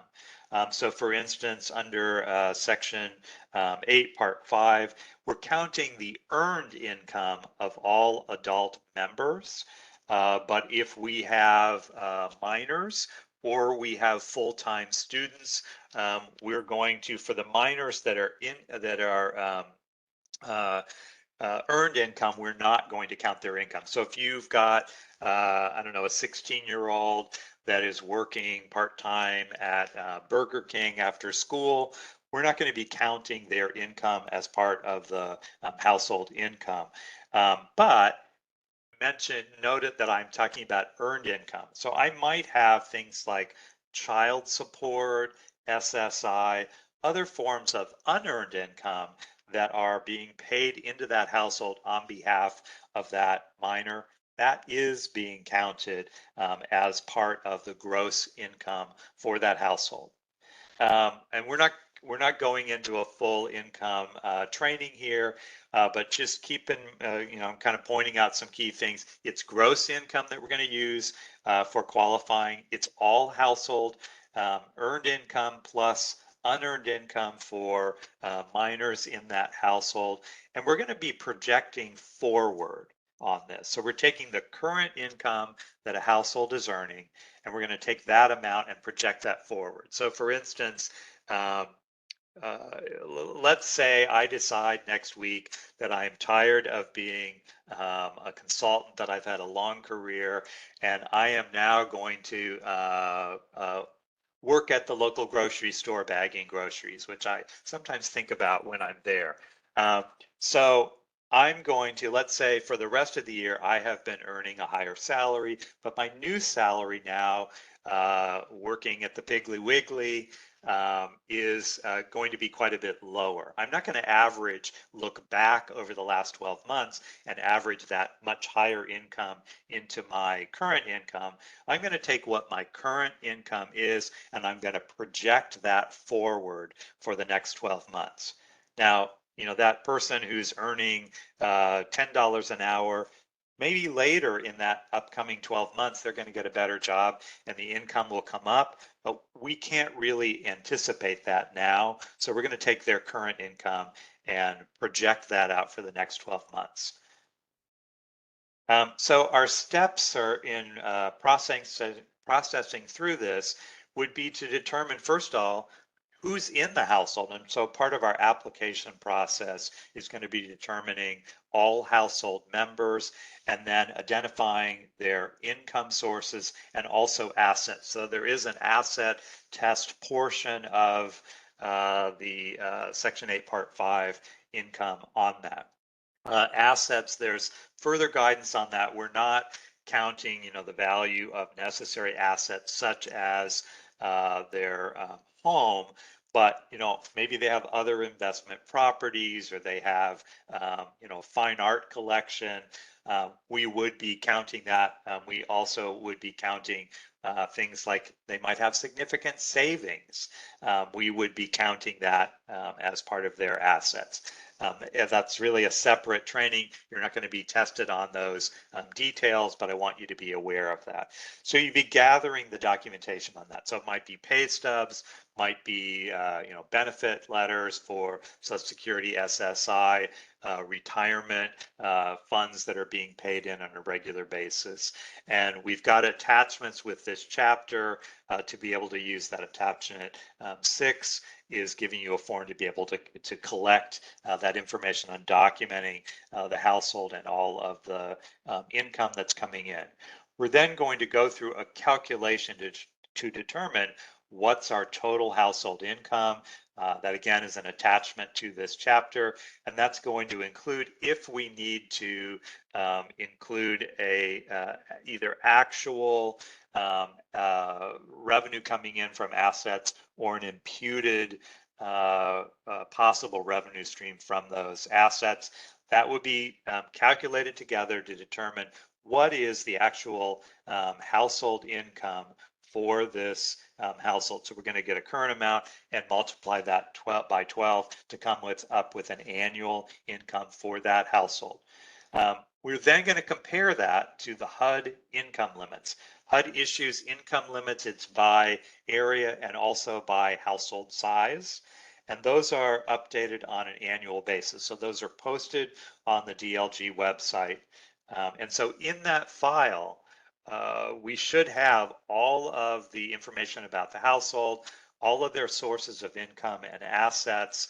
That calculation would be included in that file, but also included in that file would be evidence of what were the HUD income limits for this household size and geographic area at the time that you determined that they were income eligible. That would all be captured in the files. And I will just note that income eligibility calculations that have been done under the Part 5 definition have a shelf life essentially of 6 months. So, you might, let's say you were running, let's use the disaster example. You were running a homeowner rehabilitation program, taking applications, working through it.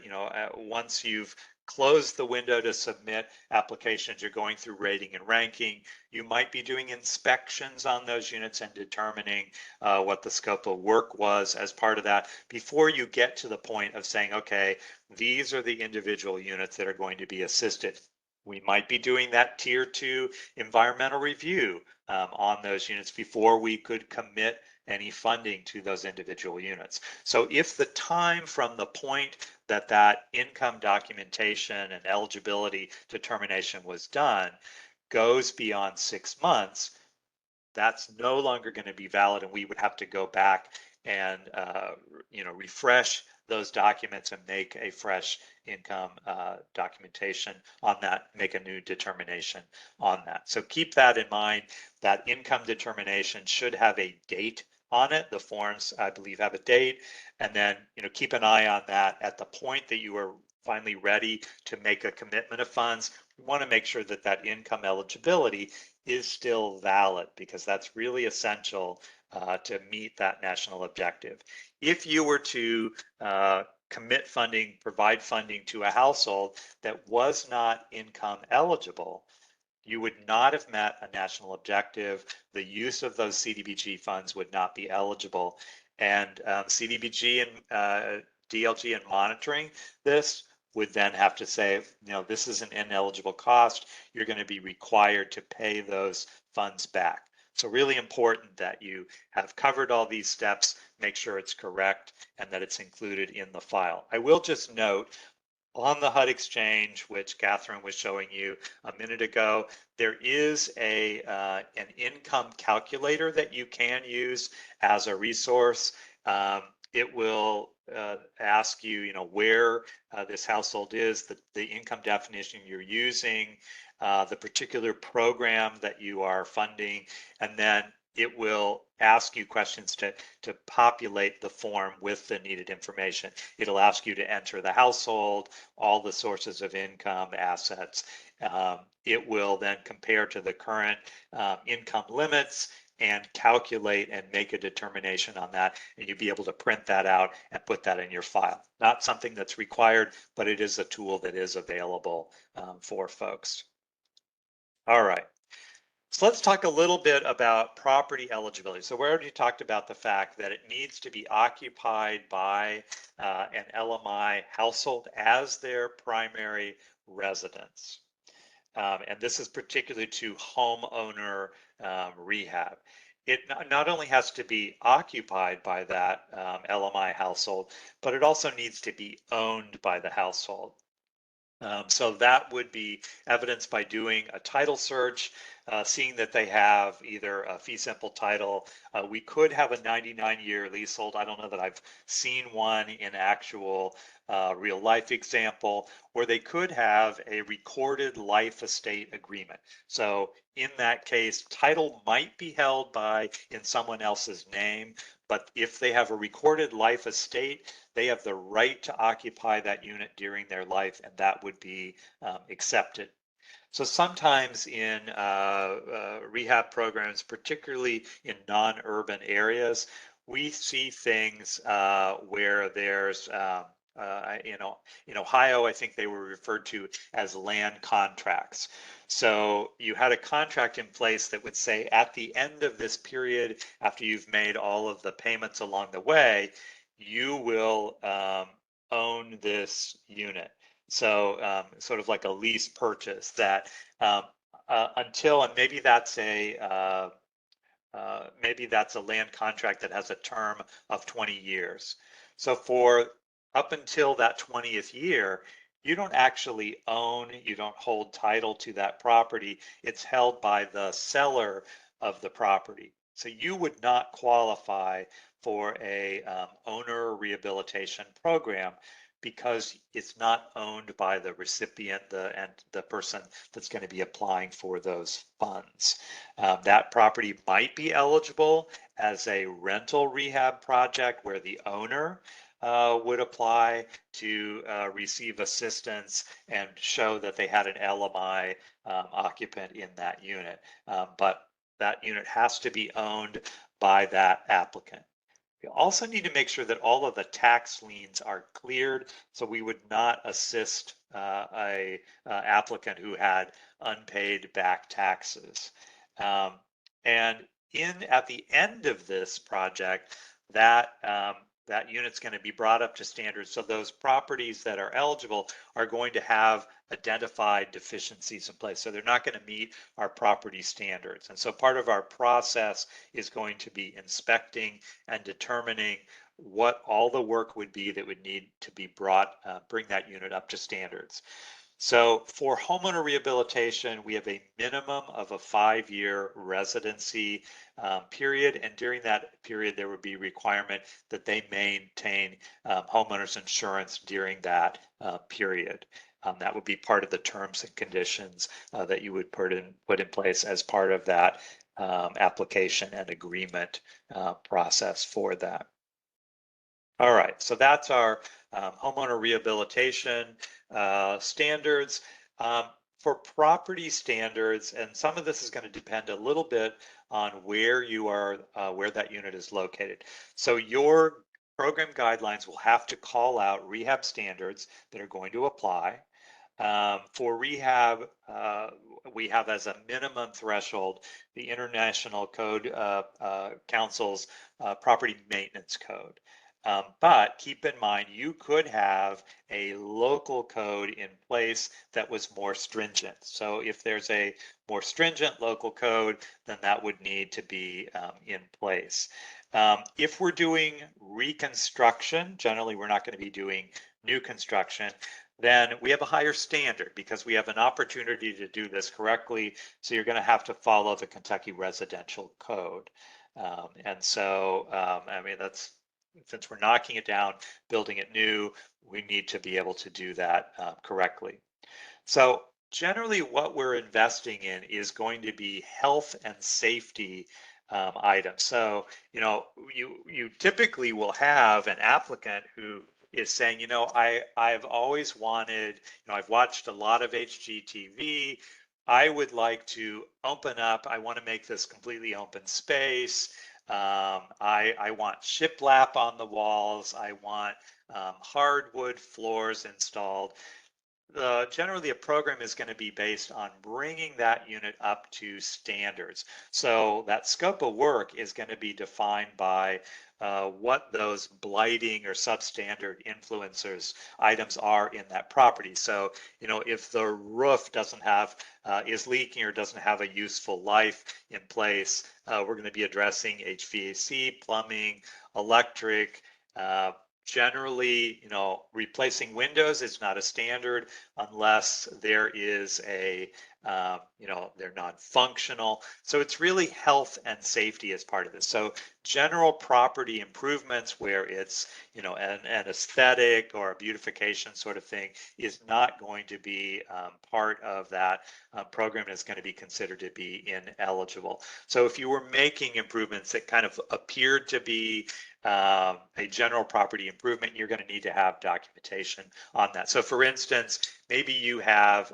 carpeting that's in place and it is, you know, shredding in places, and so we have a tripping hazard in place. So that becomes a health and safety hazard and kind of moves out of that general property improvement category on that. Keep in mind that our the lead safe housing rule does apply, and subpart J is going to apply on this. So if we have a house that was built prior to 1978, it's going to need to comply with the lead safe housing rules. So as part of our process, and we have more slides on this in a moment, we're going to be providing the standard pamphlet to all of the applicants, but we also are going to be going through some steps on this. So we have a couple of questions that relate to this I think we should go ahead and deal with. So first I'll start with the income question. Is the income of adult dependents counted as other adult income or treated as minor? So if they are an adult, then we are going to count their income. Doesn't matter that, you know, we have a head of household who is maybe providing most of the income for that. You know, any adult in the household, we're going to want to document their income, including if I've got adult members that don't have any income, I probably am going to want to have a certification that's being signed by them saying that, you know, I do not have any income. I'm being supported by the adult in the household. So if they're an adult, we're going to track their income. There is an exception for most of income for an adult that is a full-time student. We're not going to go into the details in this level because we're preparing folks for the certification exam, but all adult income is going to be counted, and as I mentioned, unearned income also. So for windows, doors, etc., does environmental efficiency factor into the decision? So part of your program design would be laying out what you are going to have as an eligible improvement. And so you would need to, as part of your program design, lay that out. You know, and I think at that point, when you're designating that we're going to do these replacements based on environmental factors, energy efficiency factors, that takes it out of the general property improvements. But I think you're going to want to have that designated and show the reason on that. I will say people tend to think, oh, we should automatically replace windows and doors. If you were concerned about energy efficiency, that would not be the starting point on that. You would be looking at the building envelope. You would be looking at the performance of HVAC. But certainly we have units that we have windows and doors in such condition that that may be a good investment for you. And then we have a question about flood insurance. Is it required for 5 years? That would be my understanding that flood insurance, if you are in a flood zone other than X, which is not within 100-year, I live in a floodplain X, so I know about that, that yeah, you would be required to have flood insurance in place during that period. And really, we want to make sure that we're investing federal dollars in a flood, if we're investing in rehabbing in a flood area, we want to make sure that those investments are covered. And so that is needed. All right. So we spent a lot of time talking about relocation yesterday. Trust me, we are not going to go into another full-blown investigation on this. But the reason we're raising this, I mentioned yesterday that when we have a homeowner that is voluntarily participating in a program, they are not covered under Uniform Relocation Act. So for homeowner rehabilitation programs, folks are applying for that assistance. They're not being required to participate, and so this is considered to be voluntary. They would be outside of the URA benefits. But if we have a tenant involved in this, so we could have that you know, we have a double where we have the owner living on one side and a tenant living on the other. If we are working in that tenant unit also, then that tenant is covered by Uniform Relocation Act. So we would be determining, are they going to be permanently or temporarily relocated and be following the URA specific requirements on that. So for owners that are not covered under URA, you can have a temporary relocation plan and benefits that you provide to those owners. And I always refer to those as optional relocation. So we mentioned yesterday about having a plan in place that laid out, and I would say that's part of your program guidelines, that would say, okay, in the case where we have an owner occupant who is going to be temporarily displaced as part of our the work that's being done on their unit, here are the benefits and the limits that are in place. And there are programs that will say we're not providing any temporary relocation. Others that will say, we'll pay for a secured storage pod to be brought to your site.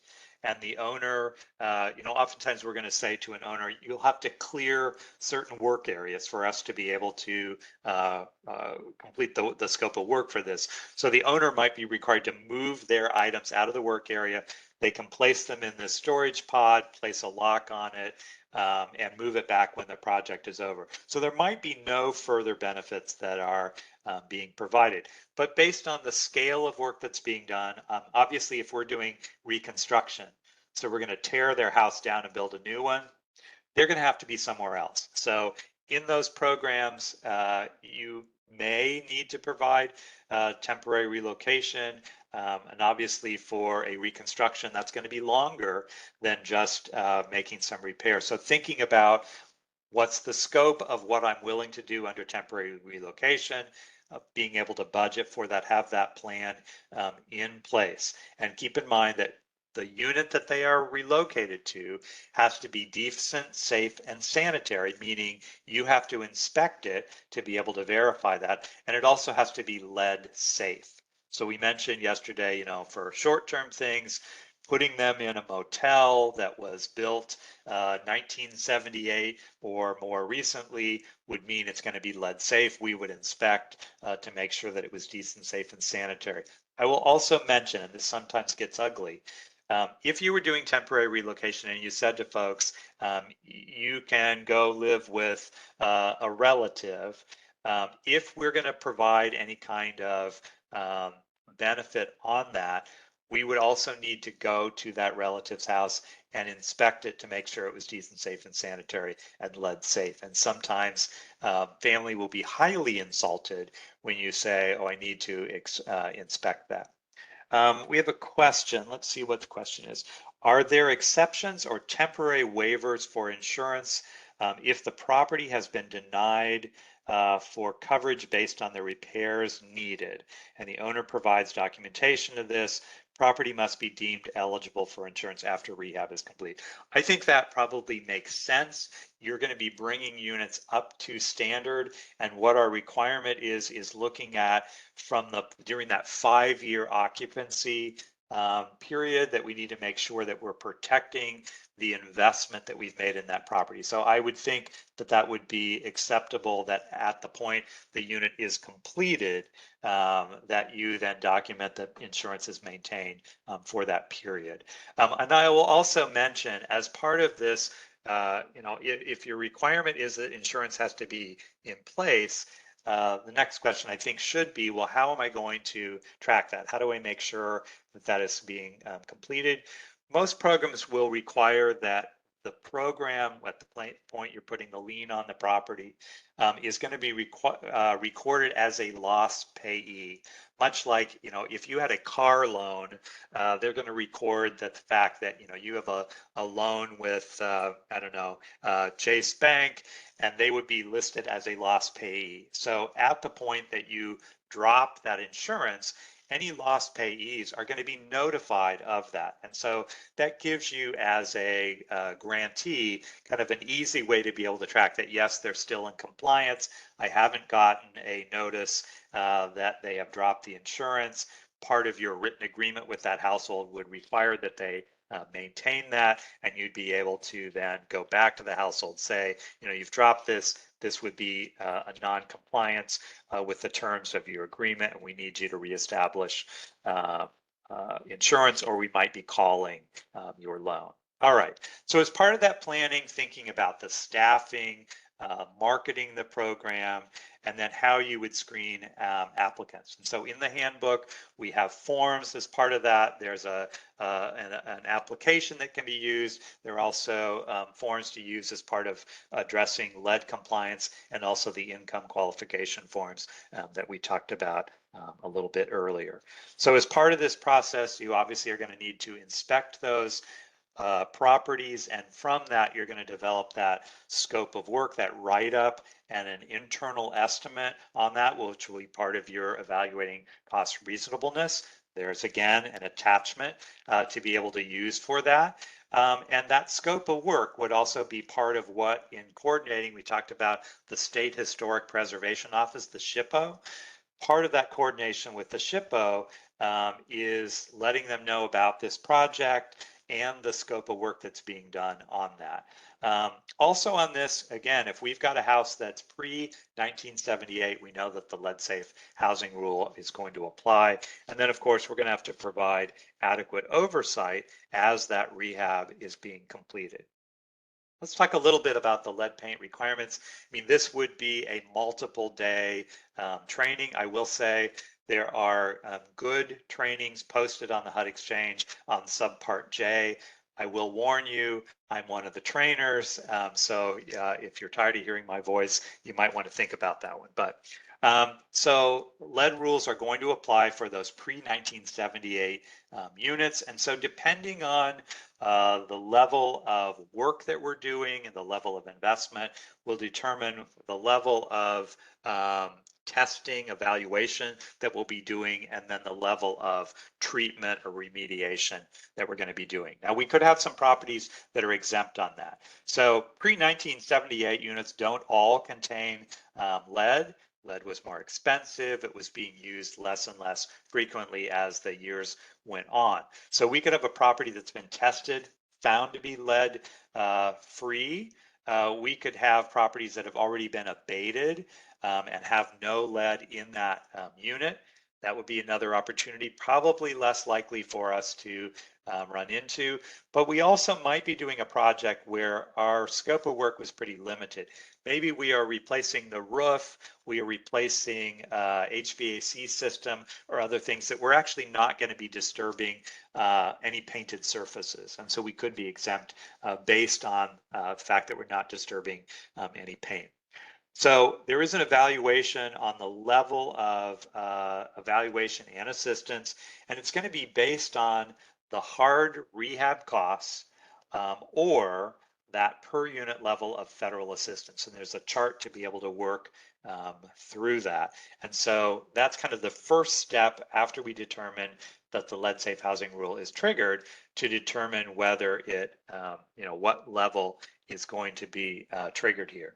So if we have less than $5,000 is our, when we made that calculation, if it's less than $5,000, then we're simply going to be testing those painted surfaces that we're going to be disturbing. That has to be done by someone that's a certified inspector or risk assessor. So that kind of goes back to that planning for staff. If we're going to be working with housing units that include pre-1978 units, we're going to have a plan for staffing on this. Could be someone that we've contracted out, could be someone internal. For units that are 5,000 to 25, based on our calculation, then we're going to have a risk assessment done. It's going to be done by a certified risk assessor. And the same rule applies when we go over 25,000. We'll see there's a different treatment on this, but that it's a risk assessor doing this. And as part of this, we're going to keep that homeowner informed. We would keep if there was a tenant in part of that, we would keep them informed. And so there's a required notice that goes to the homeowner within 15 days of when those evaluations have been done. There is a presumption that could be done. I think it's not a best practice at this point, and that would be to say, oh, I'm not going to test anything. I'm going to assume every painted surface includes lead, and you would be treating surfaces that actually it was latex paint and you were spending a lot more money. But that is an option. But even if you're doing the presumption, there is a notification that is required as part of that. So in addressing or treating our lead hazards, If we're under $5,000, we're simply going to be dealing with those surfaces that we're disturbing, and we are simply going to use lead safe work practices and use a trained worker. So we're going to do, wet scraping, no dry scraping, no sanding, those sorts of things. We're going to do a cleaning and a clearance testing at the point we've completed that work.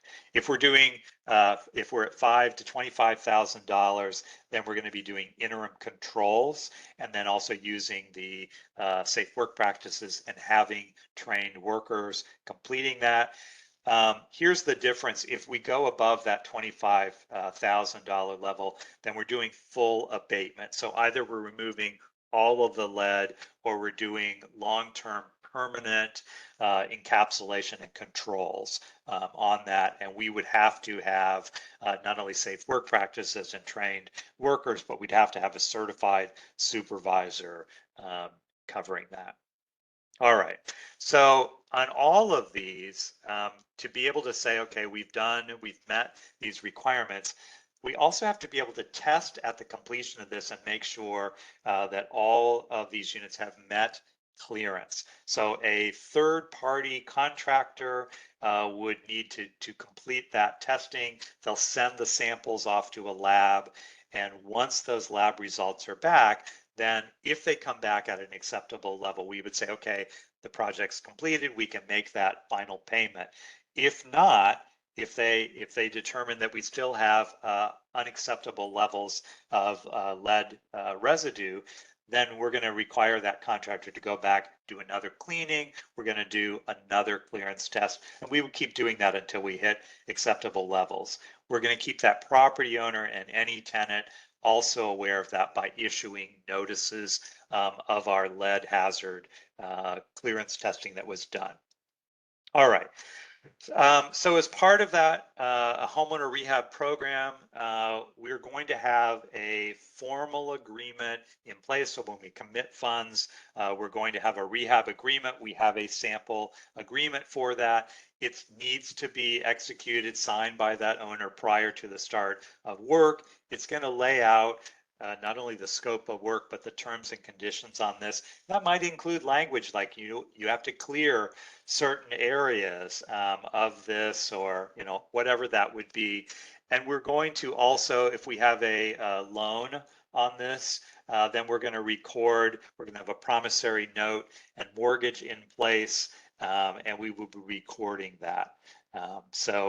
Recording that lien on that property. So that would be part of your process if you have a loan as part of this.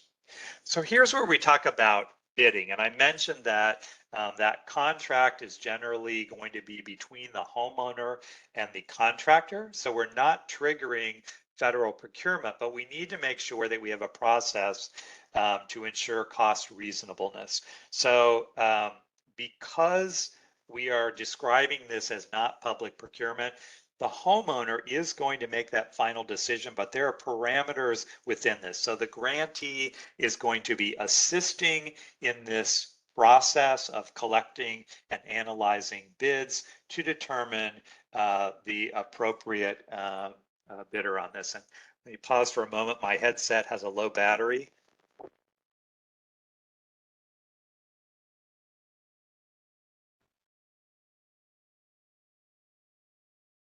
All right, I plugged back in, I'm good.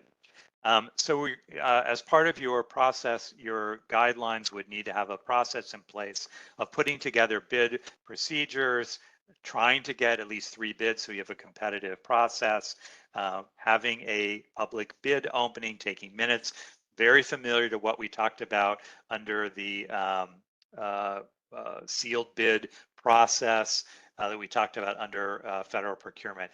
And then also as part of that, we need to verify that contractors not only have liability and workers' compensation, but because probably quite a few of our units are going to require compliance with the lead safe housing rule, we also, as part of that bid packet, are going to need to make sure that they have included and that they have appropriate credentials in place for the level of work that we're tasking them to do. So if this is going to be an abatement, those credentials are going to be different than interim controls for that property. All right. So contracting, again, I mentioned it's between the property owner and the contractor. We have a sample for that, but the grantee is involved in kind of leading that process, making sure that evaluation is being done. And one of those things is, of course, we talked about yesterday about checking to make sure that contractors and subcontractors are not on the debarred list, and that needs to be done before that contract is signed. Also, again, checking to make sure that the appropriate certifications are in place when we have lead as part of that. Guidelines also need to have specific procedures about change orders anytime there's a dispute resolution. Keep in mind, this contract is between the property owner and the contractor, but you as the grantee need to have a role in what an acceptable change order is. And so laying out those procedures in your guidelines and also for dispute resolution becomes really important to be able to deal with that. Let's see, question about, are there any conflict of interest considerations for this contracting process? Well, because we are putting in CDBG funds, we always are going to have the CDBG conflict of interest requirements. And I believe you also will have state or local conflict of interest requirements also. So yeah, conflict of interest is sort of unavoidable. We're going to have folks still, the grantee is still involved in sort of the guidance in this. We might have a local program that has an approved contractor list. And so there is some input or steering on that final decision by the grantee. And so we do still need to look for those conflicts of interest and make sure that there are none that are part of that process, and follow the guidance that we talked about yesterday or the first day about, if we identify a conflict of interest, then working with DLG on whether there is still an acceptable way to be able to assist on that. So pre-construction conference, and pre-construction conference can be really important when we're doing homeowner rehabilitation. And I would want to include the homeowner in that if at all possible, so that everybody understands what's being done. Oftentimes we need the homeowner to do certain things or stay out of particular areas, and there's some timing on that. So having everybody involved is going to be important.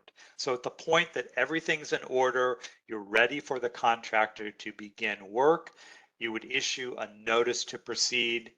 We have an attachment in this chapter. And then during that construction phase, the grantee is going to be responsible for oversight on making sure that as the contractor is saying, I need to be paid on this particular item, that we would be able to complete an inspection and make sure that that was appropriate for a draw.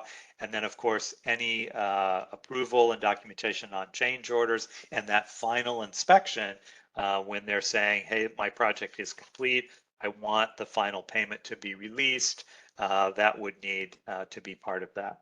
So when we get to the completion of that project, before we say, okay, yep, we're done, we can release any remaining retainage on this property, we need to make sure that if this is a property that is triggering the lead safe housing rule, that we have that final lead clearance in place.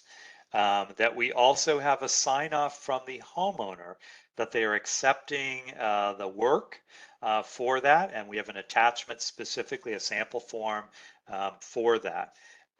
Also, if we were doing lead reduction, that all of those notices have been provided, the notice when we were doing the inspection, the notice of the lead reduction, so that includes the clearance testing that's been completed, that would be provided to the homeowner. We have an attachment for that. Keep in mind, any of you that have sold a unit of real estate in recent years, you're being asked as the owner to disclose if there are any known lead hazards. These disclosures of the testing of the lead reduction that have been provided to that homeowner, that would be their insurance or their information that they're going to disclose, letting folks know that there has been remediation hazard reduction done on this property. We attained appropriate clearance levels. And so that would be something the homeowner needs to have. It would be their requirement to disclose. And before we make that final payment, we also need to have that contract termination and release of lien form signed. So a contractor has the ability to file a workman's lien on that property. And so when they are receiving or before they receive that final payment, we need verification that all of those liens have been released before we make that final payment to them. Once that's been completed, the grantee is required to perform an inspection 60 days after that completion, just to make sure that everything is still functioning, is still in place. Usually there's going to be a contractor guarantee that would be in place. And so if there are items that are identified, we will be going back, having the homeowner contact that contractor and requiring them to come back and make some changes or improvements on that. All right, so we're just before noon. We are, I think, just fine as far as timing. You might be looking at this and thinking, oh my gosh, we're behind schedule. The involuntary program is a relatively short section, as are a couple of our afternoon things. So let's go ahead and break for lunch at this point, and we will be back. Let's go ahead and take an hour and 15-minute break if we can, and be back at 1:15 rather than 1:30. And we'll go ahead and then finish off housing and start on our economic development section. So thanks, everybody. We'll see you after lunch.